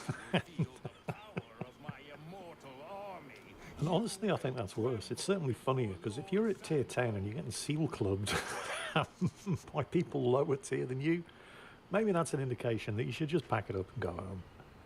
Well, anyway, the stars, because this is a double action replay of today's battle, are Lame Saint here in the USS Benham, Tier 9, Premium. I believe it's a coal ship. He's using the Swift and Silent skill there, because the Benham isn't a particularly fast destroyer. A lot of these American destroyers have a distinctly pedestrian 35 or 36 knot full speed, and the Swift and Silent skill, in combination with the engine boost that he's running, it's basically a double engine boost, as long as you're not spotted.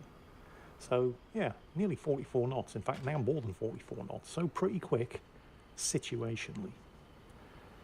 But nobody picks the Benham because of the speed.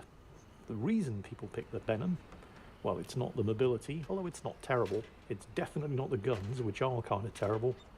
Its stealth is pretty good. I mean, 5.9 kilometers. Anything sub 6 kilometers is good. It's not great, but it's certainly not bad. But you pick the Venom because of the torpedoes. It has 4 quad torpedo launchers with a very, very short reload. This is the ship that can have up to 32 torpedoes in the water at the same time. And there's 2 of them. 64 torpedoes in the water at the same time, because Lame Saint here is divisioned up with Choke and Stroke. Yeah, yeah, that's his name. This guy gets 10 internet brownie points for the name alone. Choke and Stroke, also in the USS Benham, currently sporting the New Year camo scheme, I believe. And you'll also note that both of them have the radio position finding, although I believe they call it the radio location skill these days. That's the white halo that you can see, pointing the way to the closest enemy ship. Doesn't tell you what the ship is, doesn't tell you how far away the ship is, but it will point in the direction of whichever ship happens to be closest to you. Now that ship will know that they've been radio located, but that's all they know. That lets them know that they are the closest to something with the radio location skill. And the use of this skill is going to be critical for both of these guys, because as well as both of them having the swift and silent skill, they both have radio location. It's going to be critical for the 2 of them during the course of this battle. So back to Lame Saint as he's flanking the cap circle at Charlie, and the radio location skill is pointing straight down there. But then just as somebody slips into the cap circle, it suddenly flips and points in this direction. Sure enough, it's the enemy Jutland, and he has been spotted. Now, the Jutland, actually this is kind of curious and also kind of depressing. The Jutland, because he's taken a cap, instantly smokes up. But then he realises he's been spotted by a Benham. And as we all know, smoke screens are torpedo magnets. So rather than sitting inside the smoke, waiting to get torpedoed, although he doesn't know that Lame Saint is waiting out his torpedo reload, he exits the smoke and nobody shoots at him, which is bizarre, because there's a Minotaur right there who apparently has better things to do than shoot at an enemy destroyer spotted in open water.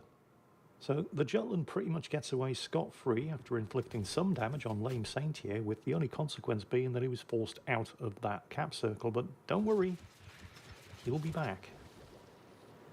Oh, I forgot to mention, the matchmaker's up to its old tricks again. I mean, this is mostly a tier 10 battle. It's almost all tier 10s with the exception of the 1 super ship on each side, and the only tier 9s are all the destroyers.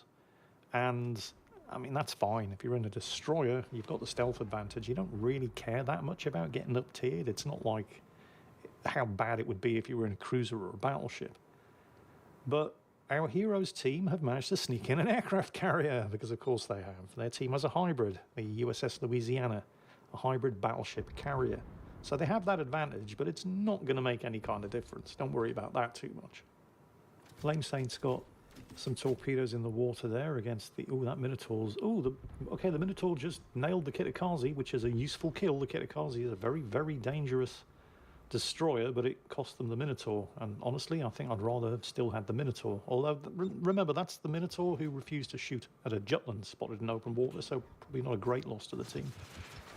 Meanwhile, kind of disappointingly, while Lame Saint did just score his first torpedo hit against the enemy Satsuma down there, it barely did 6,000 damage. The thing is, nobody gets the Benham because of the speed, damage, or range of the torpedoes. None of those things are bad. I mean, they do 65 knots, which is not bad. They have a range of 10.5 kilometers, which is not bad. Individually, they'll each do slightly more than 15,000 damage, which, and you're probably detecting a pattern emerging here, is definitely not bad. You get the Benham because of the number of torpedoes and the speed at which it reloads them, but you'd still expect them to do more than 5,200 damage against a battleship. The problem here, of course, is that the Satsuma, the target that he just torpedoed, has nearly 60% torpedo damage reduction. So the Satsuma is kind of one of the battleships that has the least to worry about when it comes to facing a Benham. Meanwhile, Meine Saint, as he was watching the radio location marker, realised, the fact that somebody was flipping the cap circle as well, that the Jutland was back. Now, the Benham's guns are not particularly good, but they're good enough to force the Jutland out of that cap circle and allow Choke and Stroke to start flipping it, or more accurately, to continue flipping it without being bothered by the presence of that pesky Jutland. And there he goes, chased off, I mean, he's escaped undetected. Took a couple of hits, but, you know, nothing serious. Now, Lame Saint was forced to smoke of seal clubbing on display, yeah, but don't worry, these guys are just getting into their stride. You know you're within 8 kilometers of a destroyer, and torpedoes launched from only 8 kilometers away, they don't give you an awful lot of room to maneuver. Probably means you've got 40 seconds at most to start maneuvering, turn around and try to get more than 8 kilometers away from whatever it is that just spotted you. So, you know, good luck with that. I mean, spotting range right now, it's closing down. It's not 8 kilometers yet, but it will be soon. And this poor old Yamato, I mean, look at this, 16 torpedoes. It's entirely possible to hold down an entire flank on your own, fighting a defensive withdrawal in one Benham. And there's 2 of them over here. So you can appreciate why those battleships are in no rush to push forward. Especially with the cyclone closing in and visibility dropping like this. Because remember, these guys also, they still have the radio location skills. So even when the visibility does drop and they lose sight of the Yamato, who's eaten all of the torpedoes, they're still going to know which direction he's in. They're still going to be able to know where to aim the torpedoes, while the Yamato thinks he's gone unspotted and is safe. So good luck with that. So you can probably see where the seal clubbing theme is starting to come from in today's video.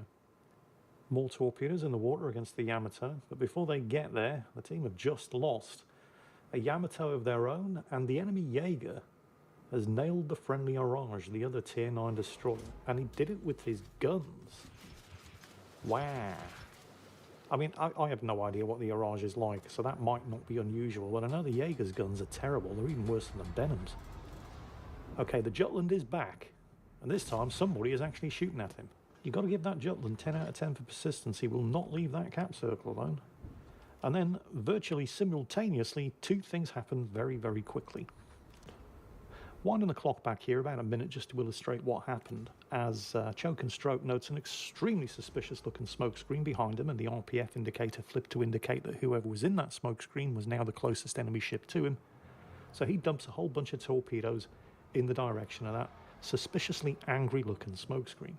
He doesn't know what's in there. There are still 2 destroyers alive on the enemy team, but it's not the only thing on the enemy team that has a smoke screen and is capable of launching torpedoes. He just nailed the enemy Jinan, and he did it at exactly the same time that the enemy Yamato finally succumbed to the flooding inflicted by Lame Saint's torpedoes. Skill is pointing that way. Oh, and it just switched. So there's somebody down there. War update.